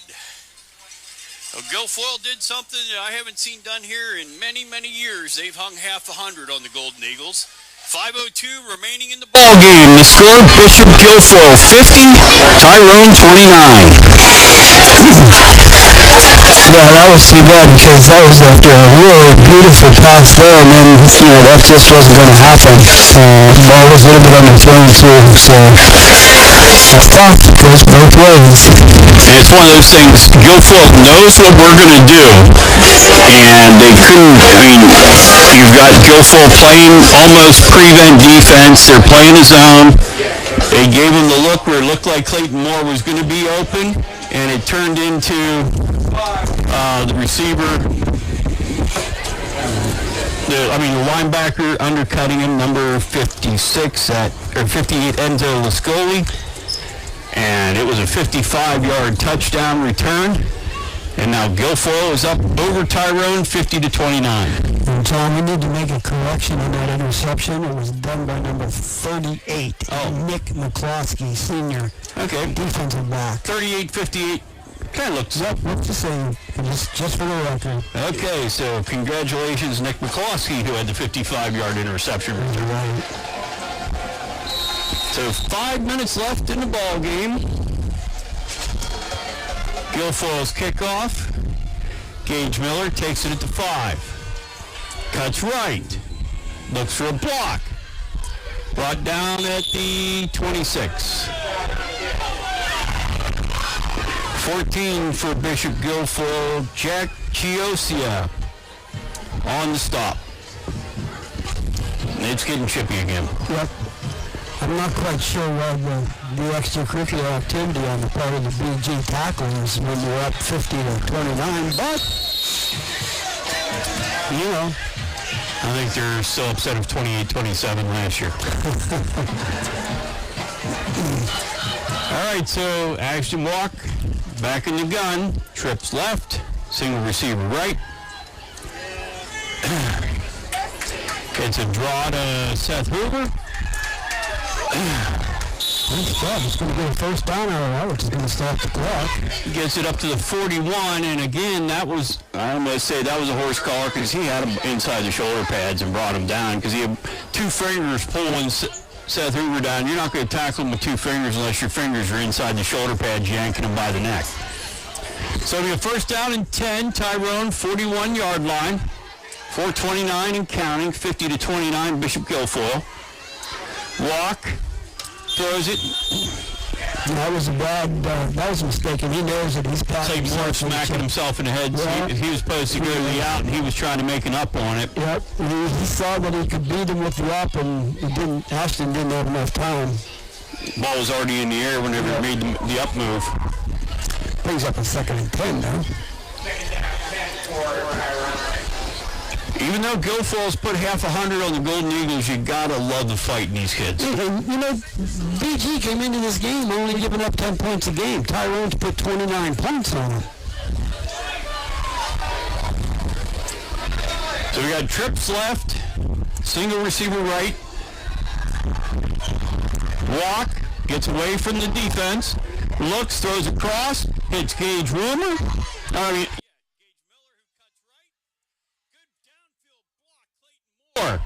He's doing a great job. Clayton Moore did an outstanding job. He just ran and screamed his man for 15 yards. Unbelievable work from him. And we have a Guilfoyle player down who's number 8. He's got up, he's hobbling over. But they already had the coach out on the field, so they're going to have to call him off the field. So it'll be a down to the 13. He's complaining, number 8's complaining that he got clipped. He's telling his coach he got clipped. Okay. Well, it'd be nice to see the Golden Eagles put another one in. He was clipped by the 42-yard line. That's what clipped him, because nobody was near him. So it was a 47-yard play down to the 13, 408. And again, Walk defies the rule. Don't throw late across the middle. And he throws the ball on a rope completely across the field to an open receiver. Guilfoyle calls a timeout, their final of the night. So the score with 4:08 remaining in the ball game. Bishop Guilfoyle 50, Tyrone 29. Stay tuned right after the game for the Richard H. Sear Funeral Home Player of the Game, presented by Varilla Real Estate. And we want to thank both Nathan Varilla from Varilla Real Estate and Terry Tate, the supervisor and owner of Richard H. Sear Funeral Home, for supporting us. And they get a beautiful plaque. The kids really like the plaque, and we thank Shields Trophy and Altoona. They do such a good job for us of getting a really nice plaque. The presentation is made every Thursday afternoon at the school. Pictures are taken. Then it goes on to the WTRN Facebook page, and I know Varilla Real Estate puts it on their first Facebook page. And just the other day I happened to look and to see how many shares it gets. And it gets shared quite a bit. So it's really good advertising for our sponsors, and as well as the radio station and the players themselves. So congratulations to Terry Tate, Richard H. Sear Funeral Home, and Nathan Varilla, Varilla Real Estate. First and 10, Tyrone, ball at the 13-yard line. 4:08 remaining in the ball game. Ashton Walk in the gun. Seth Hoover, right side. Walk rolls, throws. Eli Wilmer. He's knocked out at what, the 2, 3? Not even the 2. They helicoptered him, and he looked like he spun out at about the 2. See where they're working here, John. It looks like the 4. 4? Yeah. It'll be a 2nd and 1. I'm going to give Seth Hoover a great block on that. He picked up the blitz and gave Ashton Walk time to throw that ball. So 2nd and 1 from the 4. One calls him, gets him out of the huddle. Trips left. Single receiver, Adams to the right. Clayton Moore in motion. Quick pitch. Hoover cuts back. Touchdown. 4-yard run for Seth Hoover. Untouched into the end zone. That will be a 4-yard run, which makes the score Bishop Guilfoyle 50, Tyrone 35. And Tyrone looks like they're going to go for 1. Yeah, I was up at practice yesterday before interviewing Coach Franco. I watched them practice that play 4 or 5 times. That quick pitch had just been, it worked 3 times tonight. And Seth Hoover's having himself a night, too. He's well over 100 yards tonight. Ashton Walk's got to be close to 300. Okay, Tyrone is going for 2. Walk is in the gun. Drops back. Steps up. Hits Eli Wilmer all by himself for a touchdown. Sorry, 2-point conversion to make the score. Bishop Guilfoyle 50, Tyrone 37. 3:57 left in the ball game.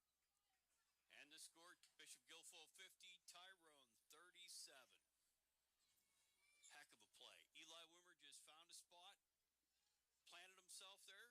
Ashton Walk escaping the blitz. He had to step up and found Eli by himself and hit him right in the middle of the 3, and it was a good 2-point conversion for the Golden Eagles. And as we stated points that have been put on the board tonight. I don't think anybody anticipated that. These teams have put on an offensive display. So let's see what the Golden Eagles do. Bishop Guilfoyle has no timeouts left, and Tyrone has 1. And there's still 3:57, so... It doesn't look like the hand. Well, it might be the hands team. I see some hands people. Yeah, they're playing everybody out.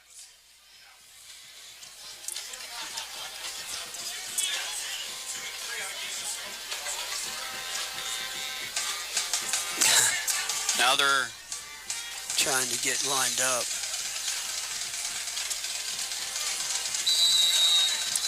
Here we go, the Golden Eagles ready to kick off. Oh, almost got through, but is recovered by Guilfoyle. Got through their first line, the first person, went through his legs, and Guilfoyle's second level wind up recovering at the 46-yard line. So it'll be 1st and 10, Bishop Guilfoyle at their 46 with 3:54 remaining in the ball game. And obviously that Tyrone should be looking for the run. They're going to try to run, take time off the clock, make Tyrone use that last time out. Yeah, we should see 11 in the box here. Yep.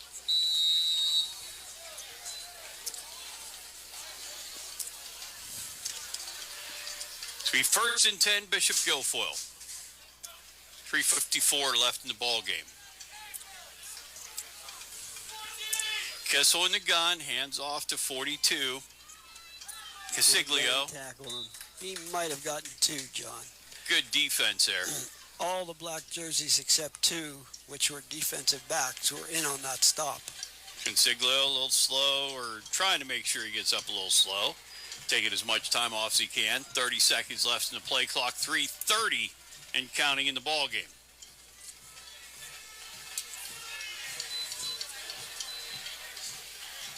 The one thing Guilfoyle is going to say, that even though they put up 50, they knew they were in a ball game. Mm-hmm. Hard hitting. Offense never gave up. And they played their first string. I mean, those 37 points weren't scored on their JV. They played their starters. And Kessel's still out there with the starting offense. 42 with the carry again.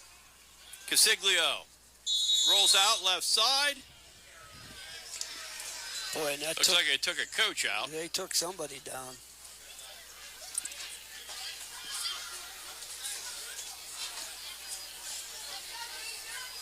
Oh, it took one of our. It did take a coach out, and it took an injured player out. Yeah, but they're both up. Gain of about 5, so it'll be 3rd down 2. Ball at the 46. But the ball went out of bounds, so the clock stops. This is the play they have to stop. Obviously, this is 2-down territory for BG. Kessel in the gun, Consiglio behind him. They have all 11 men within 5 yards of the line of scrimmage. Hand off Consiglio. Oh, big hit. Seth Hoover hits him big, but it was 2.5 yards down the field. So it's a 1st down. Also in on the stop is Logan Rumberger. Yep. And I'll tell you, whenever Coach Wright sees that tackle, he sort of quivers, because Logan Rumberger is one of his best wrestlers coming back this year. He's a tough kid. I watched him in a couple of wrestling matches last year. He's good on his feet. He's good on the mat. But Seth Hoover, big stick, but Consiglio was already 2 yards, and the momentum he had wasn't going to stop him. 2:20. Guilfoyle 1st and 10. Handoff Consiglio again. Cuts. Back to the middle. Looks like you're going to get about 5. Coach Franco is going to take his final timeout of the ball game. So with 2:07 remaining in the ball game, the score: Bishop Guilfoyle 50, Tyrone 37. And again, Golden Eagle fans will be traveling to Huntington to take on the Huntington Bearcats next Friday evening. And they gave Central a pretty good game tonight. Last time we we heard, John, you reported it was 22-20, and they were trailing. Central was trailing, so that was kind of a surprise, as Huntington hasn't cracked a win column yet this year. But they obviously gave Central all they could handle tonight. But we'll be making the trip down there and for the game. And then for our halftime show, we will have their legendary longtime coach, Jimmy Zalzik, who I had the pleasure of coaching a couple Leslie Lumber Classic football games with, will be our guest speaker. And we'll talk to him about Huntington and how he sees their athletic programs developing and going, and what it's like being in the Laurel Highlands for Huntington. All right, some big games of note. Central defeated Huntington 30-20. Bellefonte defeats Bald Eagle Area 31-12. Bishop McCord over Johnstown 23-14. Bellwood 28, Phillipsburg Osceola nothing. Penn Cambria 43-14 over Westmont. Clearfield 59-27 over Penns Valley. Kissel's going to roll right. Looks like he's just going to take a seat.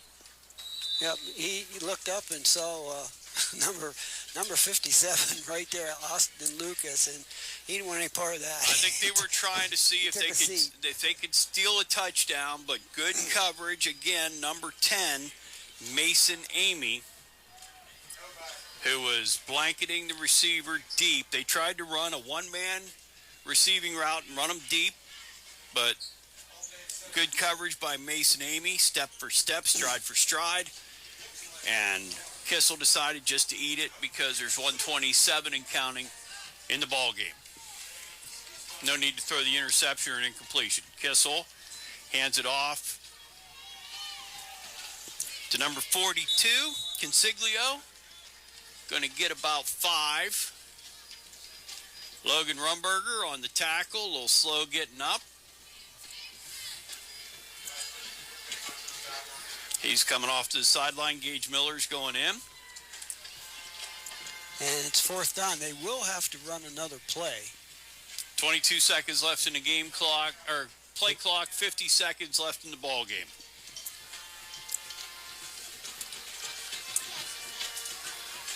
So it looks like the Golden Eagles will fall tonight to Bishop Looks like Guilfoyle. Guilfoyle is going to take the delay of game because they're walking away with not even a play and they have no timeout. So Guilfoyle will take the delay of game to put it back to the 46. They'll probably punt it, and Tyrone will get the ball deep in their own territory unless they get a miracle punt return. But all in all, Tyrone scored 30 points in the second half on BG. And Tyrone's to their 3rd left tackle. Size-wise, do not match up. Skill positions had a great night tonight. Seth Hoover with a good night. Trent Adams with a good night. Eli Woomer with a good night. Ashton Walk with a good night. Guilfoyle to punt. 38 on the punt. It goes and down at the 19-yard line. So 21.6 seconds remaining in the ball game. And Tyrone's going to bring the starters out for one more go-round. It looks like, the starters are coming out. So we'll see what happens. 21.6 seconds left in the ball game. Now I'll tell you, Chuck, I've been all over the place on the player of the game tonight. I've been in 3 different directions. Yeah, it's going to be an interesting one. And you'll find out. Stay tuned for the Richard H. Sear Player of the Games presented by Marilla Real Estate. All right, that's going to be the ball game. Ashton Walk takes a knee. The clock is going to run out. The final score, Bishop Guilfoyle 50, Tyrone 37. Stay tuned for the Richard H. Sear Funeral